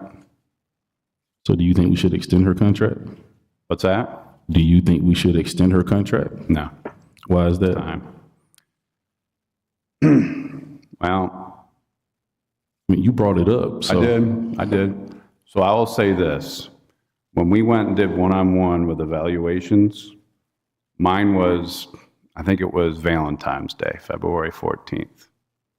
And then the next day, that's when the crap hit the fan. And a lot of things have changed since then. Me and the city manager have talked about this multiple times. There's concerns, and I brought this up at the pre-commission meeting. Hold on. I brought this up at the pre-commission meeting about my concerns about the city rebuild. There's still things I don't understand about the city rebuild that has not been explained to me. We went from projecting to be $5.2 million coming out of pocket. Now we're up to $18 million, right? I don't understand that. I had brought it up at a pre-commission meeting. I had those concerns. Can we have the financial review board look at that? I don't think they've looked at it yet. Have they? So they're looking at the city rebuild. They have looked at the city rebuild almost a year ago. I think Kiki brought them all of that information with the city rebuild almost a year ago. We might need a workshop on it, because I don't know, do you guys understand it? Because I don't understand it. I don't.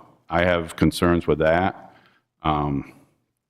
Yeah, so and we've talked about certain city attorney.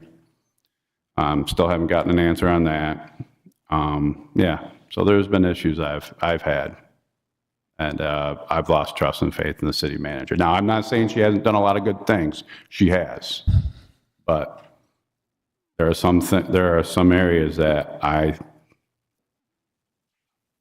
not happy with. So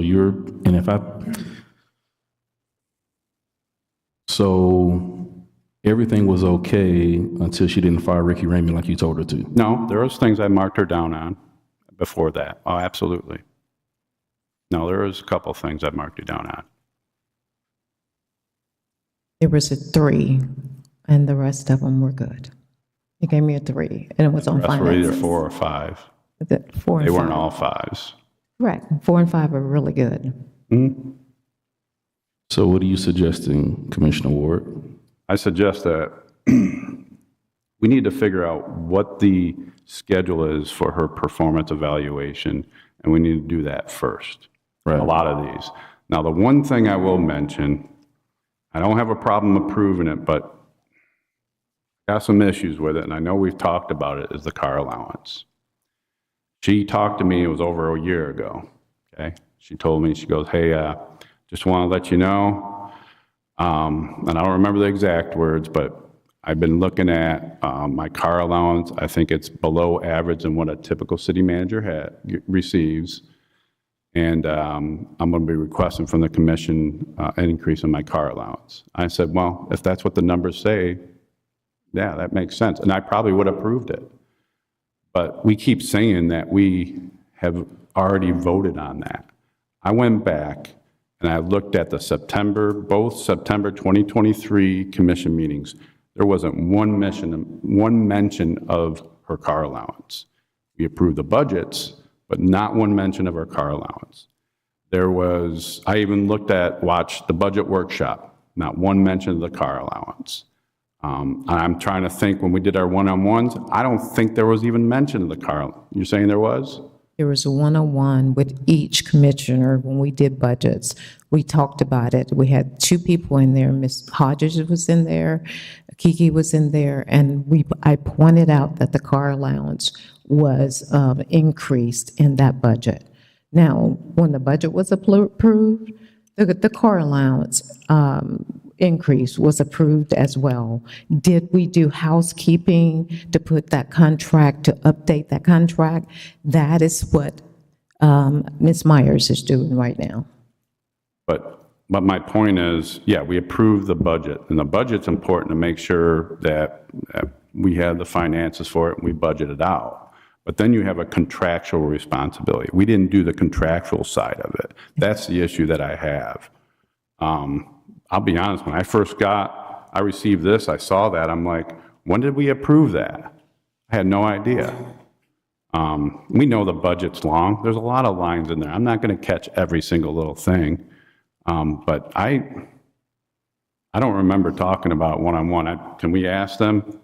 I'd like to ask them, see if they remember it, because I don't remember it. Ms. Hodges, Ms. Roman. This would have happened a year ago, and I do remember the one-on-ones and going over the details of the budget.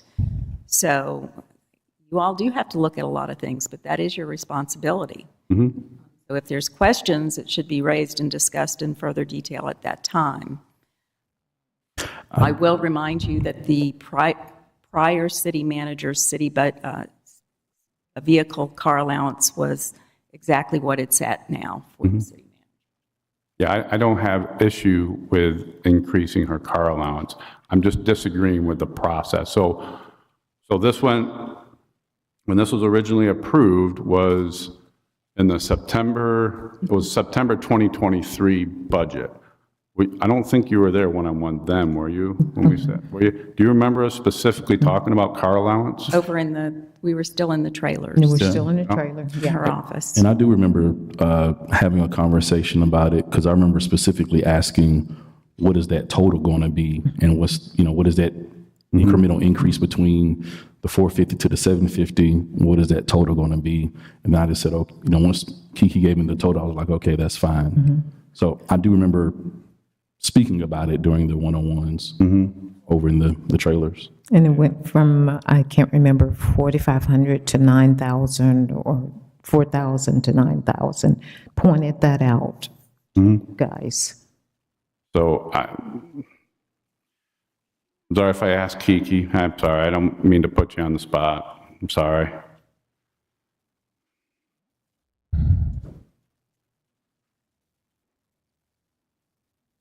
My understanding of a contractual employee is that any increases should be discussed in public and voted on by the entire commission. Do you remember us talking about the car allowance at all? I know it's been a while, so you may not remember. I went back and looked at my calendar. In my calendar, we had our one-on-ones in August. Right.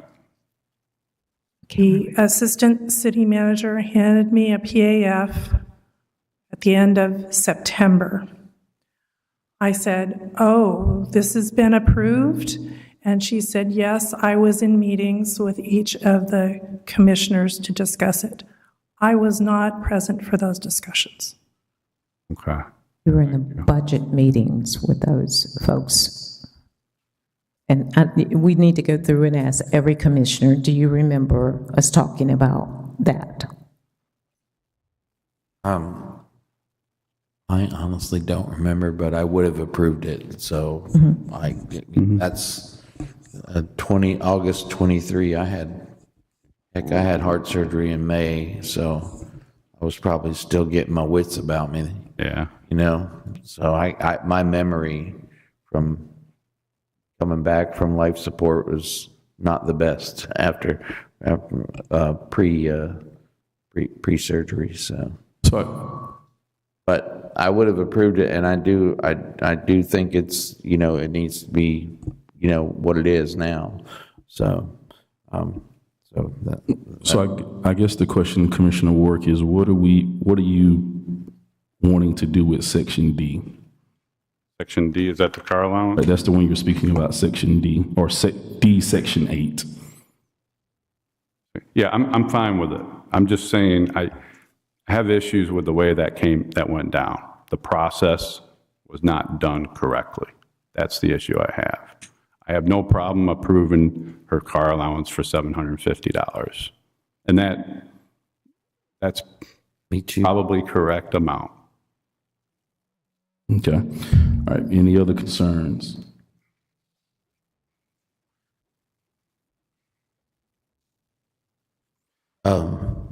He mentioned the city hall rebuild, that it's, and I know a previous public speaker said something about that too. So, I mean, we know for a fact that I asked in the pre-meeting if we could pull up the minutes from the previous commission meeting before you guys were even on the commission, as to what we capped, what was the cap? We put to spend no more than, and I'd like to know where we're at and whether we're over that cap or not. And I know there was along the way there's change orders, and I know one was brought to the commission about the over the sidewalk canopy or whatever it was, but there was several more. So I'd like to get it out there as to publicly what it is, you know, where we at on the rebuild. Yeah, I'm of the opinion that we should, I know we're getting off topic, but I'm of the opinion that we need a workshop on it, because I still got questions, and I've been asking for months and months about it. And you know, I think this whole thing, we're coming to us right now, and it's the last meeting of the year, and we're talking about 2027. I think honestly, the two things that stick out with me on this, I don't know about the contract, okay? What's in front of us, the 5 points or whatever, but I know that her car allowance should be $750. And I think we should look at her salary and it being bumped, you know, because of where she is and where whether city manager, a straight salary change is okay with me, and a car allowance. But when you're talking about overtime, holidays, all that stuff, I mean, I don't want to get into that. I was very quiet Friday when we talked about this, because I was saving my opinions for right now in public, because it's hard to talk about someone's salary when they're standing right there in front of you. It was hard Friday, so I kept my mouth shut and got my nerve up to today. So, you know, that's kind of where I'm at, and I don't mind tabling this till the next, so we have time. So if there's a workshop that we want to do on the, I'll go back to talk about the performance evaluation. That needs to be redone, and we need to get on a certain schedule on that. I don't know why it wasn't done correctly. So this is why it wasn't. well, it sounds like we're just quagmiring right now. Why don't we table it and break it down in a pre-meeting where we can, okay, we need a workshop. Okay, we need and so this doesn't seem like it's the one thing we're voting on today. It seems like we got several agenda items out of this that we have to figure out. Plus, you know, we have an audit coming up, and I don't know and we have a city attorney. You know, if there's something we want to look at specifically, like the rebuild to City Hall or something like that, we should possibly direct them. So, and that's something that you know, if we have those kind of questions, and then those correlate to performance of the city manager, I know. But I got enough stuff swimming in my head right now to say, hey, let's table this till the second meeting in January or something like that, so we can get at least 2 pre-meetings out and figure out what we want to do. Is that a motion? I would make that motion if someone would come with me. Is there a second? I'll second that. I think it's a fair compromise. All right, is there discussion from the public? Ms. Parker?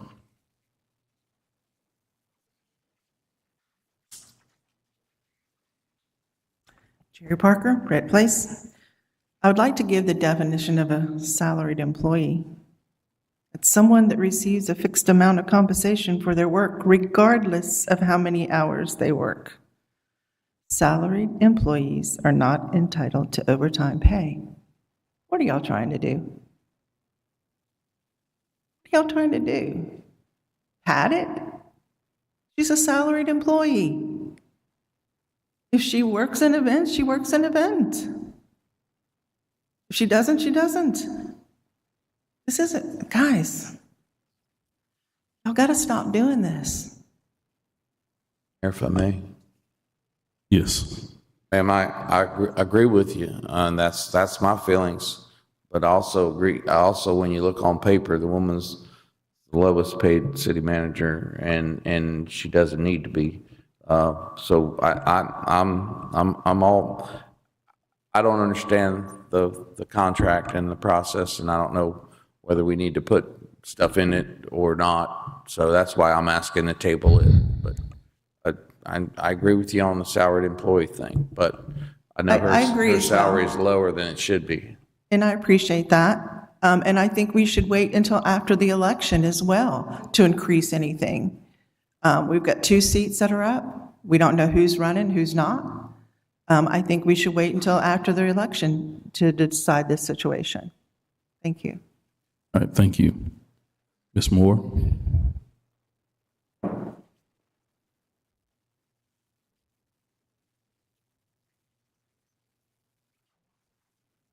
think the city manager works a lot of hours, but you know what would help with that? If you hired a city clerk, they could give her some help, if that could happen.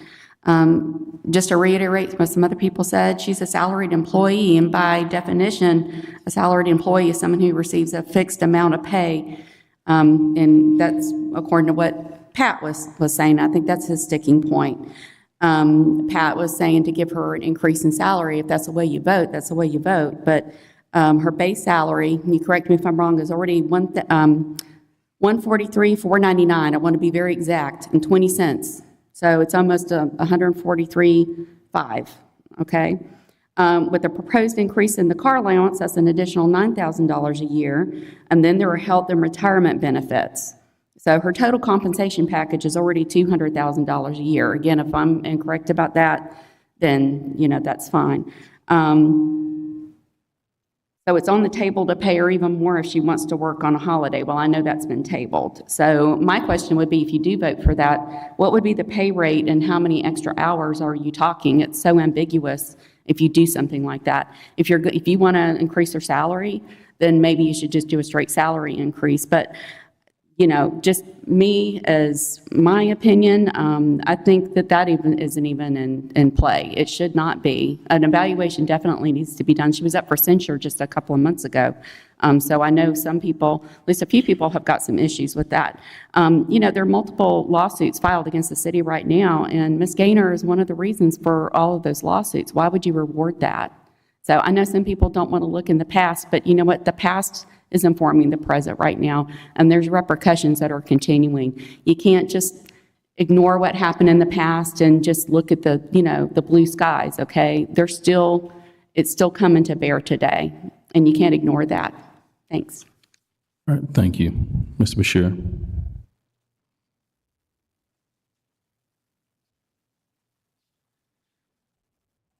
Johnny Bashir's at Louisiana Avenue. I was a salaried employee for years and years. I worked a lot of hours some weeks. I worked not so many hours some weeks. I didn't get paid overtime. That's the nature of a salaried position. But I do want, they say, well, salaried means that you don't dictate your hours, and you don't. So any city manager that's on salary, she could work 20 hours a week. If she's meeting your expectations and doing her duties and gets it done in 20 hours, she doesn't have to work. We're talking about holidays. There's no requirement for her to work holidays. She can start taking holidays off. So you have to decide, what do you want from your city manager? I will agree that a performance evaluation should be done before any raise is ever considered for any position. Otherwise, you're basing it on not adequate information. So tabling it and discussing later, maybe that's the thing to do. I don't disagree with that. But salaried, you get paid what you get paid, and you work the hours necessary to complete your duties and get your job. And if you want to perform beyond that, that's great, but that's up to you. You don't have to do that. You can take your normal work week and be done with it. The city car thing, or the car allowance, give her a city vehicle. Don't worry about it. If you're concerned about that money over the year, buy a city vehicle and see if that's cheaper than paying her the car allowance. That's my comments. Thank you. Additional public commentary? All right, there's a motion on the floor. Motion by Commissioner Perno. City Manager, if you'll call the vote. Commissioner Parnell? Yes. Commissioner Peebles? Yes. Commissioner Vandegrift? Yes. Commissioner Ward? Yes. Mayor Nelson? No, motion passed. Agenda item number 13, discussion and possible approval of resolution 2024 to obligate funds received under the American Rescue Plan Act. Of course, it's something that we did get a chance to discuss on Friday, and ask Ms. Kiki the various questions that we needed to. Are there any additional questions for her at this time?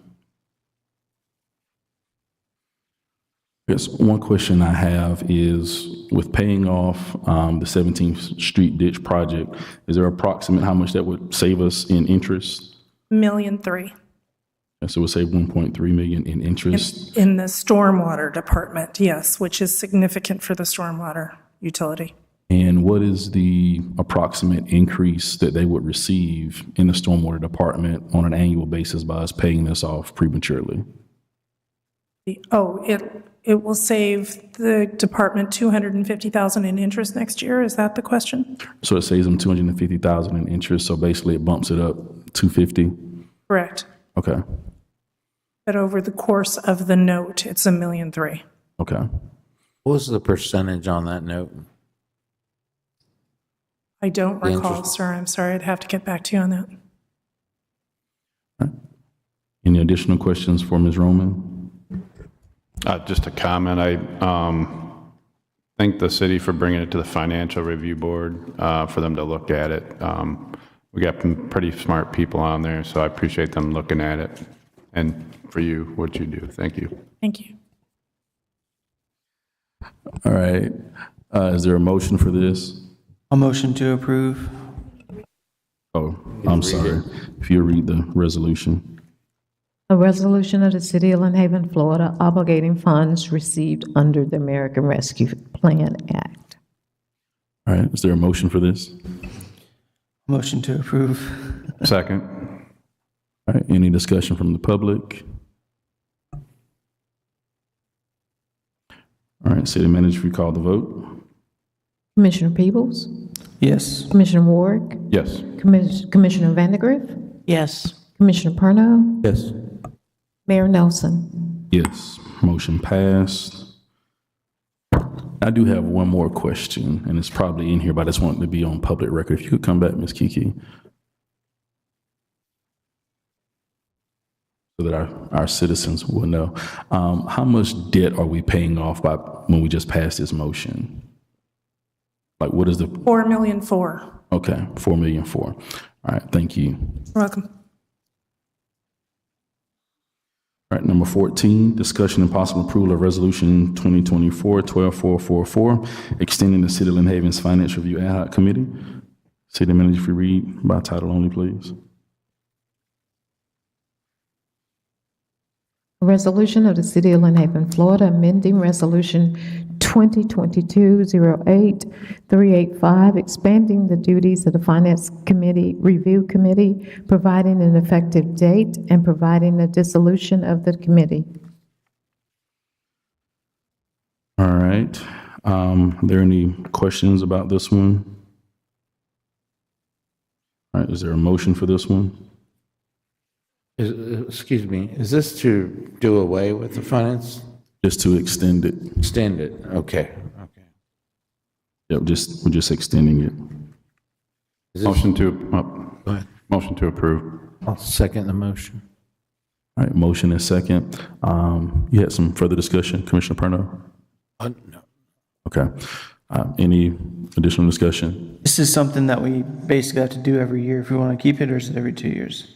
Every year. This is in time to change the voting members or anything like Mr. Walker was saying. No. Okay. Well, this would be the time to do that, yes, because we're actually reviewing the entire document. So yes, this would be the time to. Okay, then I would want to discuss that with the commission if that was okay. Sure. I just figured I'd have discussion and ask if what are your feelings as far as we heard from the public and people who are on different review committees. Should members of the city be voting members? I just Trying to think of other committees and that. I don't know of any other committee that's like that off the top of my head. I guess I'm leaning towards favoring where they don't vote, because the whole idea is it's supposed to be made up of residents, and residents are the ones that give the feedback and decide what they want to vote on and how they want to vote. Yeah, I think we definitely in that scenario, though, would want to require them to be there in an advisory role to answer any questions, because it'd be hard to vote on something if you don't have a person there to answer the question. So it's kind of like with the planning board, you got the development and planning department head. They're there to advise, but they don't vote. I guess it's the only similarity I can think of.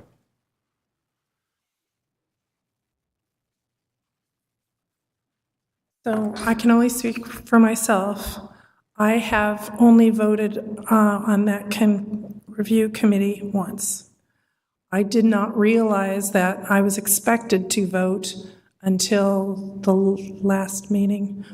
And we had the city attorney on the phone that told us, Mrs. Gaynor and myself, that we were supposed to be voting. And at that time, I said, I have never voted, but I did vote that one occasion. Yeah. never voted in the. Not until that one meeting. I'll say my comments to Mr. Walker was based on the precedents that the meetings that I had been attending, that there was no voting by the city manager or Ms. Kiki. So it hasn't been since we've initiated the committee that they vote every meeting, because the meetings I would attend, it would just be those 5 committee members that would make the motion, they would do the vote, and they were there to provide the input, provide the information that was needed. But I didn't go to the last meeting, which is the one they voted at. So the previous meetings that I attended in person or by phone, they never voted. So that's why I wasn't aware that they voted. It's completely up to you how you want to structure this committee. We did, in giving that opinion, I did go back to the 2021 establishing the committee. And it was clear from those minutes, the city manager and finance director were intended to be 2 of the 7 that were appointed. And so for that reason, I determined that they were also intended to vote. If it is your intention to make them advisory, non-voting members, I would ask for clarification on your, how many members of the committee do you want? Will it still be 7 appointed by the committee or by the commission, or 5? It would be my opinion that it would be 5. Right. I agree. And I think I think when we probably appointed the 7, we were placing them there because they're the ones with the knowledge about the finances. Right. But I don't think we had the intention of them actually being voting members of the committee. I believe when we initially proposed that we had the 5 that we had selected, among the citizens, and then, hey, these two positions need to be on the committee. So I think that's how the 7 came, appointing them to the committee. But I assume we were thinking in an advisory role. And I recommend you change that section 3 to state that the committee shall consist of 5 members appointed by the commission, and change the last line of that section to read, the city manager and deputy finance director shall also serve as non-voting advisory members of the committee. That is your I think that sums it up. I was going to say 5 voting members, but make sure the city manager and the finance person are in advisory, so. All right, so you'll like to, I think he has to amend his motion. I have to agree to remove mine, if I'm not mistaken. so who made the motion? Commissioner Warwick and I second. All right. Well, So he made the motion. If you can just Oh, you made the amend motion. I made the motion. it, just Okay. yeah, yeah, you made it. Okay, I would like to remove my motion and amend it so that, No, keep your motion, just amend it to include what she said. amend my motion, what she said. All right. I'll second that. All right. Any comments from the public? No comments. City manager, if you call the vote. Commissioner Warwick, Yes. Commissioner Parnell, Yes. Commissioner Peebles, Yes. Commissioner Vandegrift, Yes. Mayor Nelson. Yes, motion passed. Moving on to number 15, discussion of possible approval of resolution 2024-12-445, budget adjustment for the fiscal year 24-25. City manager, if you read by title only, please. A resolution of the City of Lynn Haven amending the final budget for fiscal year 24-25 and providing an effective date. Any questions regarding the amendments to the budget? And I guess just for the public, if you could just give us a highlight of what we're adjusting. Certainly. There are several projects that were being done in fiscal '24 that did not wrap up by the end of the fiscal year, so we're rolling those. There are a couple of projects that the sewer trailer jet, we're adding that. We had to add money for the 9th and Ohio Avenue intersection upgrade. There's just a total of $1,186,000 that we're adding to the budget. All right, thank you. Any additional questions for Ms. Roman? Yes, I just want to reiterate the fact that the majority of this money is a carryover from projects that have not finished, that we're not creating ways to spend more money. Is that correct? I don't know if it's the majority of the money. I'm sorry, I don't have. The one's 300, one's like 400. So that's Yes, like 700,000. yes. Okay. Am I correct in that statement then? Yes. Thank you. All right, any additional questions, comments? All right, was there a motion? May I add one small thing? After I did this resolution, you had instructed Mr. Baker to do a study for the golf cart crossings. Yes. That's not included in here. Need to add. So we will have to add that later. All right, That's the last thing. It's an agenda item that we're going to vote on. so after we approve that agenda item, then you have to come back again to do that? Well, I can put it in the mid-year adjustment. Okay. All right, thank you. Is there a motion for this? Motion to approve. And I'll second that. Comments from the public? All right, city manager, if you call the vote. Commissioner Warwick, Yes. Commissioner Parnell, Yes. Commissioner Peebles, Yes. Commissioner Vandegrift, Yes. Mayor Nelson. Yes, motion passed. Agenda item number 16, discussion and possible approval to authorize staff to trade an asset, the sewer machine, 3546, in the amount of $7,500 and purchase a new sewer trailer in the amount of $120,884.14 from Jet Vac Equipment Company, LLC.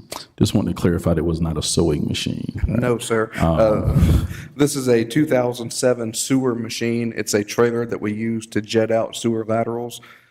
It was purchased back in 2007 for just under $47,000, and it needs about $27,000 worth of repairs. It is up at the service center in Atlanta.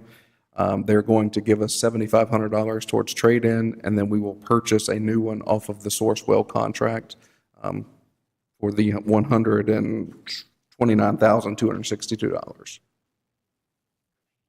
Prices have quite increased since 2007. Jeff Gordon Corvette. It has. Are there any additional questions for Mr. Lightfoot?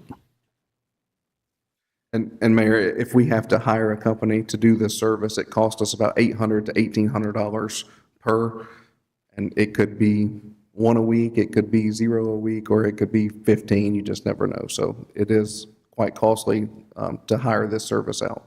Got it. And if I'm hearing you, we've had this since 2007. Yes, sir. So almost 20 years that we've been able to have this in service. So seems like a good investment and purchase. Any additional comments or questions for Mr. Lightfoot? Is there a motion for this? Motion to approve the sewing machine. I'll second. All right, motion and second. Comments from the public? All right, City Manager, if you call the vote. Commissioner Perno? Yes. Commissioner Peebles? Yes. Commissioner Ward? Yes. Commissioner Vandegrift? Yes. Mayor Nelson? Yes, motion passed. Agenda item number 17, discussion and possible approval to authorize the city manager to sign a task order with Dewberry Engineers in the amount of $140,660 to survey and analyze Main Avenue, Maryland Avenue from 19th Street to 14th Street for additional stormwater outfalls. So this project was not put in the original Stormwater Master Plan from 2019. However, we've had a lot of contacts from residents. The commission has had contacts from residents and the previous commission. We've had a few homes that flooded in this area, and we have a lot of standing water in roadways and ditches. This project will survey and study the area to determine where additional outfalls can be created if they can. And then we will bring back funding request to design this project and then construct it. It's probably about a 3 or 4 year total to do this whole entire project. Okay. Are there any additional comments or questions for Mr. Lightfoot?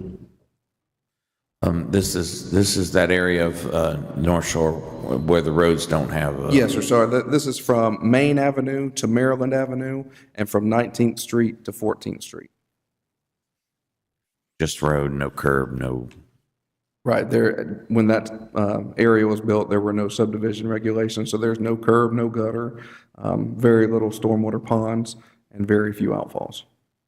I'm no expert, but I live around that area, and that area would greatly benefit from this.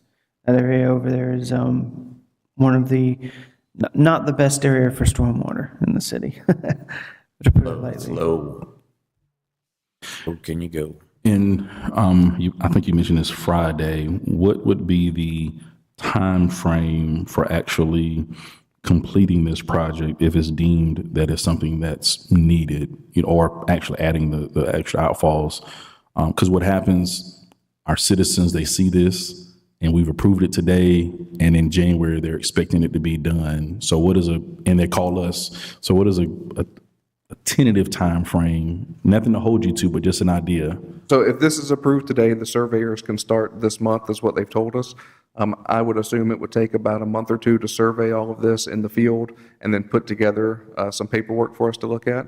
And then it would take a few months for an engineer to look at it and see hydraulically where outfalls could go. So I would assume by mid-year budget, we should have a preliminary study that we could potentially present design cost. This is a large project, so this may be outside of our continuing service contracts, where an RFQ might have to be done for design. We don't know until it's completed. But this is a several-month ordeal, and the design and permitting would be about a year, and then construction would be about 6 to 9 months. Got it. So estimated the actual outfalls could be completed anywhere between 24 to 36 months, approximately. I would say that's a realistic timeline. Okay. All right. Thank you. Are there any additional questions, comments for Mr. Lightfoot? Thank you, sir. All right. Is there a motion for this? I'd like to make a motion that we go ahead and further the efforts over there for outfall. I'll second. All right. Motion and second. Comments from the public? City Manager, if you call the vote. Commissioner Printer? Yes. Commissioner Peebles? Yes. Commissioner Vandegrift? Yes. Commissioner Ward? Yes. Mayor Nelson? Yes. Motion passed. Discussion and possible approval to award the bid for the Well 3 Raw Water Main Replacement Project to C.W. Roberts in the amount of $306,730. So this project was actually designed last year, and then we budgeted $250,000 in this fiscal year's budget to construct it. As you can see, we were about $56,000 short, so we're transferring some money from some other line items in the water budget. There's no increase to the budget, just moving some money from a different project to award this. And this is the replacement of an AC line from the well here at Sheffield Park down to the water plant at 12th and 77.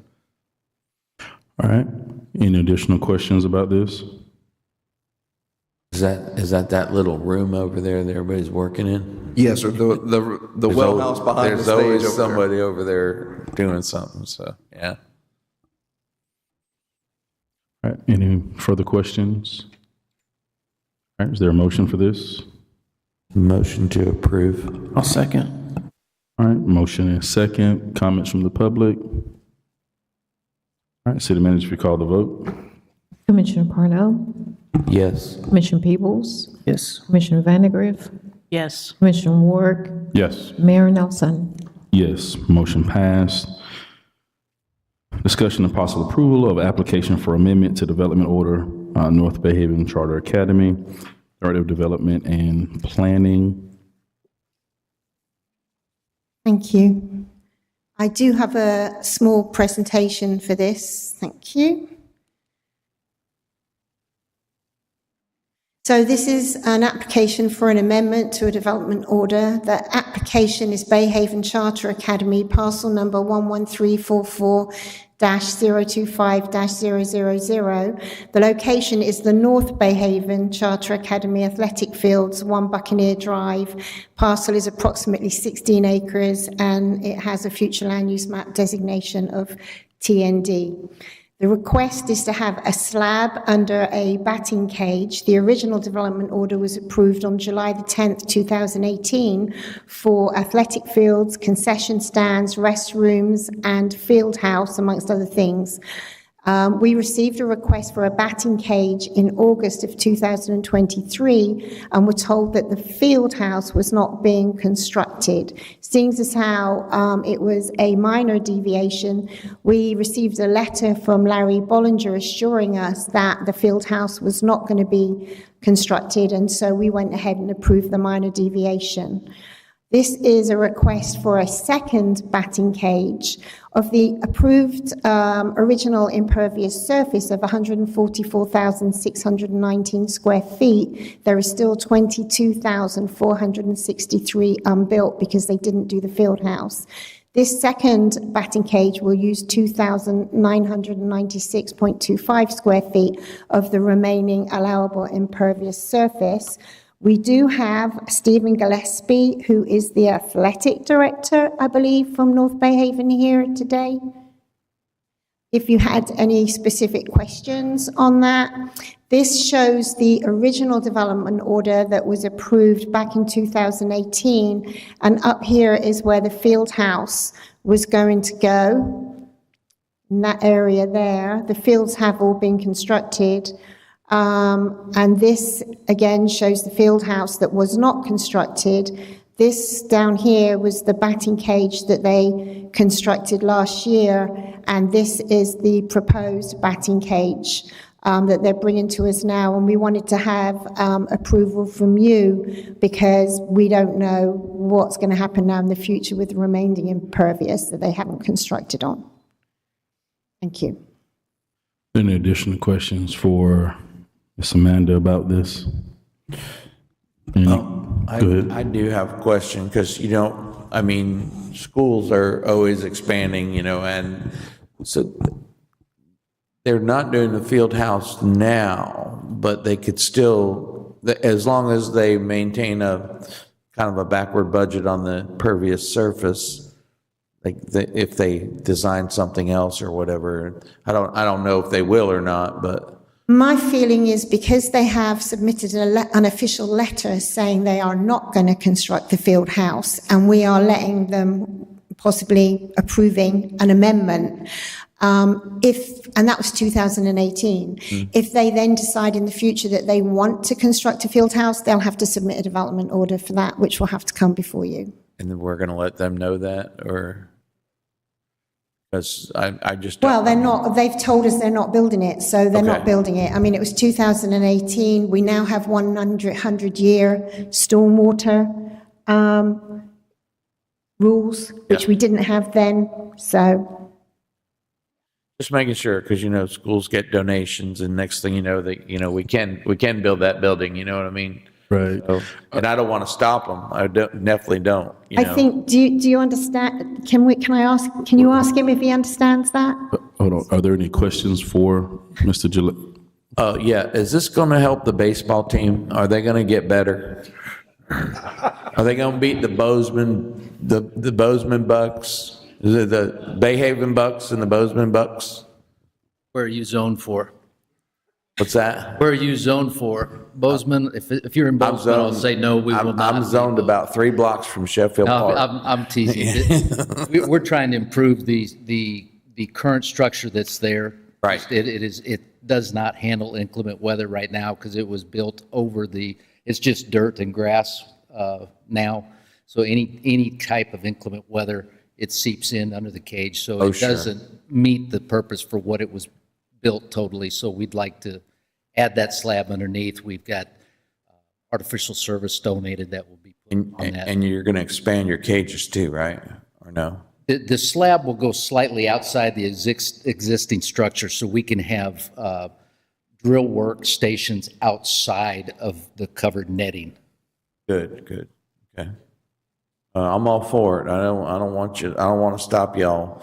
I just wanted to know in the future, would you, I'm of the mindset, hey, if you leave it so you can build a building, have in the future if you needed to, but we'll. Right. It would go underneath the existing structure, so it wouldn't take up any, what we're wanting to do with this would not take up any additional space, any additional square footage of the athletic complex. Okay. Understood. Well, and appreciated. Motion to approve. All right, second. Is there a second for this? I'll second. All right, motion, Commissioner Perno, second, Commissioner Peebles. Is there any discussion from the public? City Manager, if you call the vote. Commissioner Perno? Yes. Commissioner Peebles? Yes. Commissioner Vandegrift? Yes. Commissioner Ward? Yes. Mayor Nelson? Yes, motion passed. Go Bucks. Discussion and possible approval of application for development order 826 Florida Avenue, parcel numbers 09588, 0000000, 09587, 0000000. Thank you, Mayor. This is an application for a development order for the Florida House. This is also a quasi-judicial public hearing. Do you swear or affirm the testimony you'll give is the truth and nothing but the truth? I do. The applicant is Jared Noyes, the owner, AAA Homes LLC, also Jared K. Noyes. The project engineer who is here today to answer any questions, Tyler Atkinson from Southeastern Consulting Engineers, Inc. Parcel numbers, as the mayor stated, 09588-000-000 and 09587-000-000. The location is 826 Florida Avenue, approximately 0.245 acres in size with a future land use map category of commercial.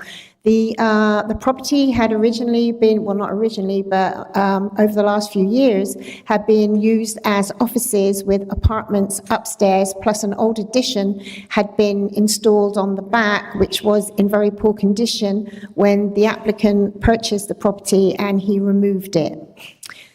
The applicant is asking for development order approval to redevelop the existing building to a restaurant and coffee shop and add on 1,773 square feet of additional space. There was a variance granted from the Board of Adjustments on the city stormwater requirements for this project due to the size of the parcel and that there had already been a building on the property which the applicant removed. Parking will be on pervious pavers, and the applicant has applied to the state for a stormwater exemption. There will also be new landscaping installed. The Planning Commission recommended unanimous approval of this last week when it went before them. These are the two parcels. The narrower parcel is going to be used for the parking and the driveway, and then the larger parcel is where the existing building is, which will be added on to. This is the site plan, which is in your packets. It doesn't show up very well on here. There will also be a disabled parking space. And these are the proposed renderings of how the building will look with the landscaping, parking on the side, and then on the back you can see that there's going to be some grass space and landscaping. And I'm not sure, they might put some tables out there, I'm not sure. But the engineer is here today, as is the applicant owner, if you have any questions. And Chris Lightfoot would be happy to answer any questions specific to stormwater. Thank you. Are there any questions for the applicant, the engineer, or Mr. Lightfoot? How many parking spaces are there going to be? I'd have to, how many? Something like 6. I don't have the plans right in front of me, but there's going to be 6. Does that include the disabled? 7 with the disabled.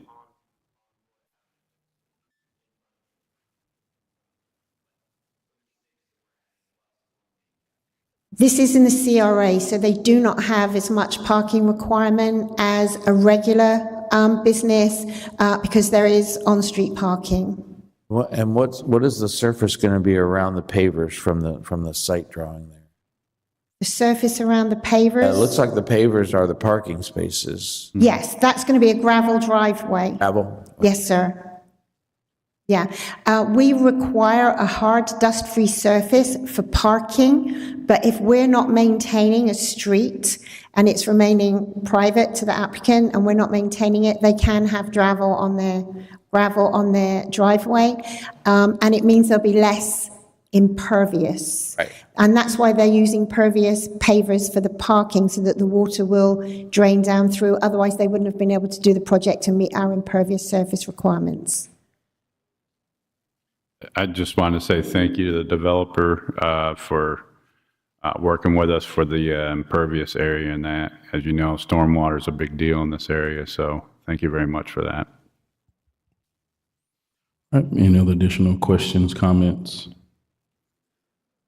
And just from the drawing, there's full egress into the alley and onto Florida Avenue, correct? That's perfect. Yes. That's great. All right, is there a motion for this? I'll motion to approve. I'll second. Motion by Commissioner Peebles, second by Commissioner Perno. Comments from the public? Oh, I have one more thing. I'm sorry. I know. Well, they're submitting for approval on the variance. The state. For the state exemption. And the state. I mean, it's a high percentage they'll get it, or.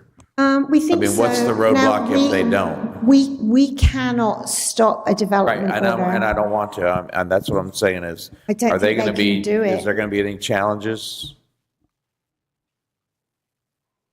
I hate to get my heart all set on something. Tyler Atkinson, Southeastern Consulting Engineers. Typically, we haven't had any problems from the state in that regard.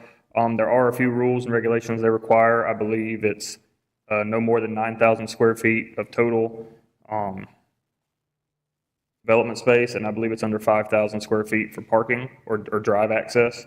And we meet both of those qualifications and any other qualifications they have, so we don't foresee any outstanding issues on why they would deny the permit. Great, that's good news. Anything else? Any comments from the public? Mr. Walker? You like pizza and wild root? What? You like pizza and coffee?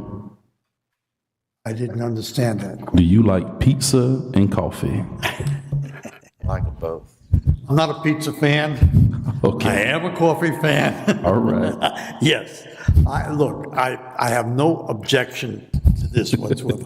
I've had long discussions with this, and I've been satisfied. The only thing here is the question that you brought up, I brought up with the builder or developer, and I didn't bring it up with Ms. Richards. The variance was approved by our people, okay? And the state has to approve that, okay? I'm conflicted with the statement that this doesn't stop the development order. That, I don't understand that. Then why do we need the state to approve anything? Doesn't make any sense. That we've approved it, we're in charge. We know what they're doing. Right. They're doing to benefit this, and now we have to wait for state approval on the stormwater. However, You have to apply for that variance with the state. What? You have to apply for that variance with the state, right? Hey, all right, I can understand Oh, she's right the behind you. way it goes. Right. The Board of Adjustment variance was on the city stormwater requirements. They have to apply for the state for an exemption on the state's requirements. Okay. But it doesn't, now, in the conversation with Mr. Lightfoot, the time of duration of their approval, state, can be 1 week, 2 weeks, 3 months, 3 years. Question goes back to, why are we even worried about it if the state is not necessary to stop the development order? Doesn't make sense. I don't want to, I'm like the rest of it, we don't want to stop this. Okay. Maybe you understand. Oh, yes, I do understand your concern. Jared Noyes, AAA Homes, I'm But developing. it doesn't have any bearing on what we're voting on today. Yeah, so y'all can just talk about it after the meeting. Okay, I can explain. All right, thank you. All right, yes, sir. All right, there's a motion on the floor. All right, City Manager, if you call the vote. Commissioner Peebles? Yes. Commissioner Parnell? Yes. Commissioner Vandegrift? Yes. Commissioner Ward? Yes. Mayor Nelson? Yes, motion passed. All right, discussion and possible approval to direct the city manager to work with Bay County and obtain an estimate to do a feasibility study to include the city of Lynn Haven and the county's wastewater treatment plant expansion. Commissioner Parnell? Thank you, Mayor. This is the kind of stuff I've been working on in 2 weeks in between meetings, kind of thing. But it's been a long time. As you know, I've been part of the St. Joe Bay, St. Andrews Bay Estuary program since the onset. Also, Chris Lightfoot you're on the management council, right? Chris Lightfoot serves on the management council. We've gone back and forth about things over time, and I know we were going forward until the next agenda item on the Headworks project on our water sewer treatment plant. Well, we also have a vulnerability study coming that says the sewer treatment plant in the future may not be in the best place where it is. We've had talks with the county about the possibility of us closing our sewer treatment plant and going to their north plant up off 388 and increasing the capacity at that plant, but servicing the whole area. The key to that is we lose our sewer system, but we gain the retail rights to the area, kind of, because we'll be the biller. The county, it'll be a wholesale thing with the county. I'm going to let Chris explain it a lot better than me, because when he got up to the mic Friday, he made it all sound a lot better than I did. But this is something that's in the process. We're thinking way down the road and for our future, and I just think after you hear him talk about it, it's a thing that we need to really look at. So we're talking about pausing the current contract, the current project with the water treatment plant, and we're talking about moving forward with urging the city manager, tasking the city manager to get this feasibility study done for the rates so we can negotiate with the county on making this go. Yes, sir. And so we have, the city manager and myself and Bobby, we met with the county a couple of months ago, and they are open to the idea of performing a rate study for the city to look at becoming a retail customer of the county for sewer treatment. And what that would entail is the county is going to have to expand their North Bay wastewater plant eventually. We are going to have to expand our wastewater plant as we are already moving forward with.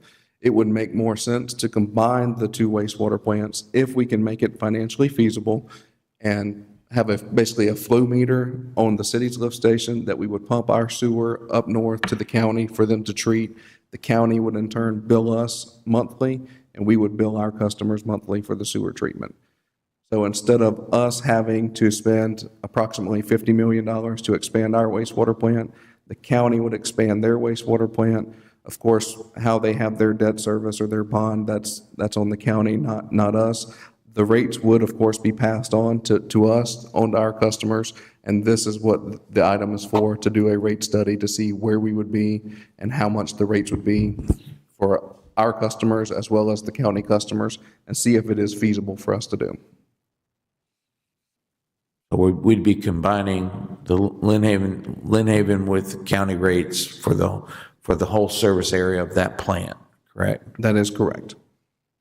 We also have pending consent orders that could be mitigated by doing this, correct? That is correct. We have a pending consent order. We received a draft of it Friday evening. We have a meeting with DEP to go over some things, and then we will be getting the official consent order. And I'm sure the city manager will schedule one-on-one meetings, or we will do it in a workshop to go over all of that with you.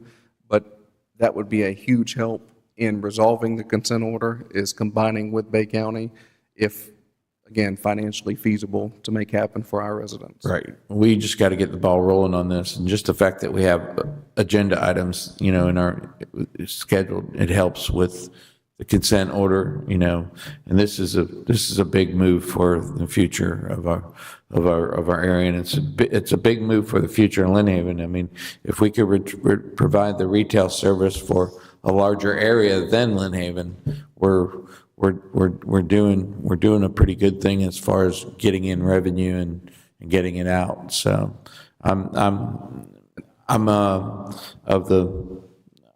I'd like to make the motion that we do exactly this, that we direct the city manager to work with Bay County to obtain the estimate, to do a feasibility rate. It's a rate study, right? Yes, sir. The feasibility rate study. So I'll make that motion. I'll second. All right, there's been a motion and a second. Discussion from the public. You got anything, Mr. Walker? Joe? Bashirs? Okay. All right, city manager, if you call the vote. Commissioner Purno? Yes. Commissioner Peebles? Yes. Commissioner Vandergriff? Yes. Commissioner Warwick? It's all on your shoulders, Chris. Mayor Nelson? Yes. Yes, motion passed. Discussion and possible approval to direct the city manager to pause wastewater treatment plan expansion design. Mayor, if I may, just to make sure we get this item. So we added this item just so that we can get some direction from the commission. We have a current open task order with Mott McDonald. And since the previous item was approved, we would need a motion from the commission to pause this task order. We would keep it open just in case the rate study doesn't work out. We would go back to moving forward with our design, but we would just need this to be approved to be paused so we can get this done and then move forward. And we would be able to give that to DEP as part of what our requirement to meet the design of the expansion. Got it.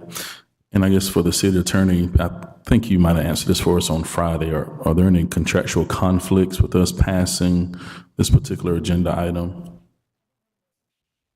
I don't know if there's a conflict. We do need to put the pause in writing to put Mott McDonald on notice. Okay. All right. Any further questions for Chris on this? I think it's pretty straightforward. All right, is there a motion for this? Motion to pause. Second. All right, motion by Commissioner Perno. Hadn't had Commissioner Vandegrift today, so second by Commissioner Vandegrift. Is there further discussion from the public? All right, no discussion. City Manager, if you'll call the vote. Commissioner Parnell? Yes. Commissioner Vandegrift? Yes. Commissioner Ward? Yes. Commissioner Peebles? Yes. Mayor Nelson? Yes, motion passed. Friday, we asked Mr. Baker to update us on the golf cart crossing request. He stated that we'll need to do an engineering study in order to present that to the state so that they could possibly consider our application to make those crossings. Are there any questions for him at this time? Just more of a comment. Thanks for doing this. Well, we hope we'll get them, but And I think the public needs to know that all of us have had requests for this to occur, Sure. and that's what initiated this. Definitely been a top requested item for sure. Yes.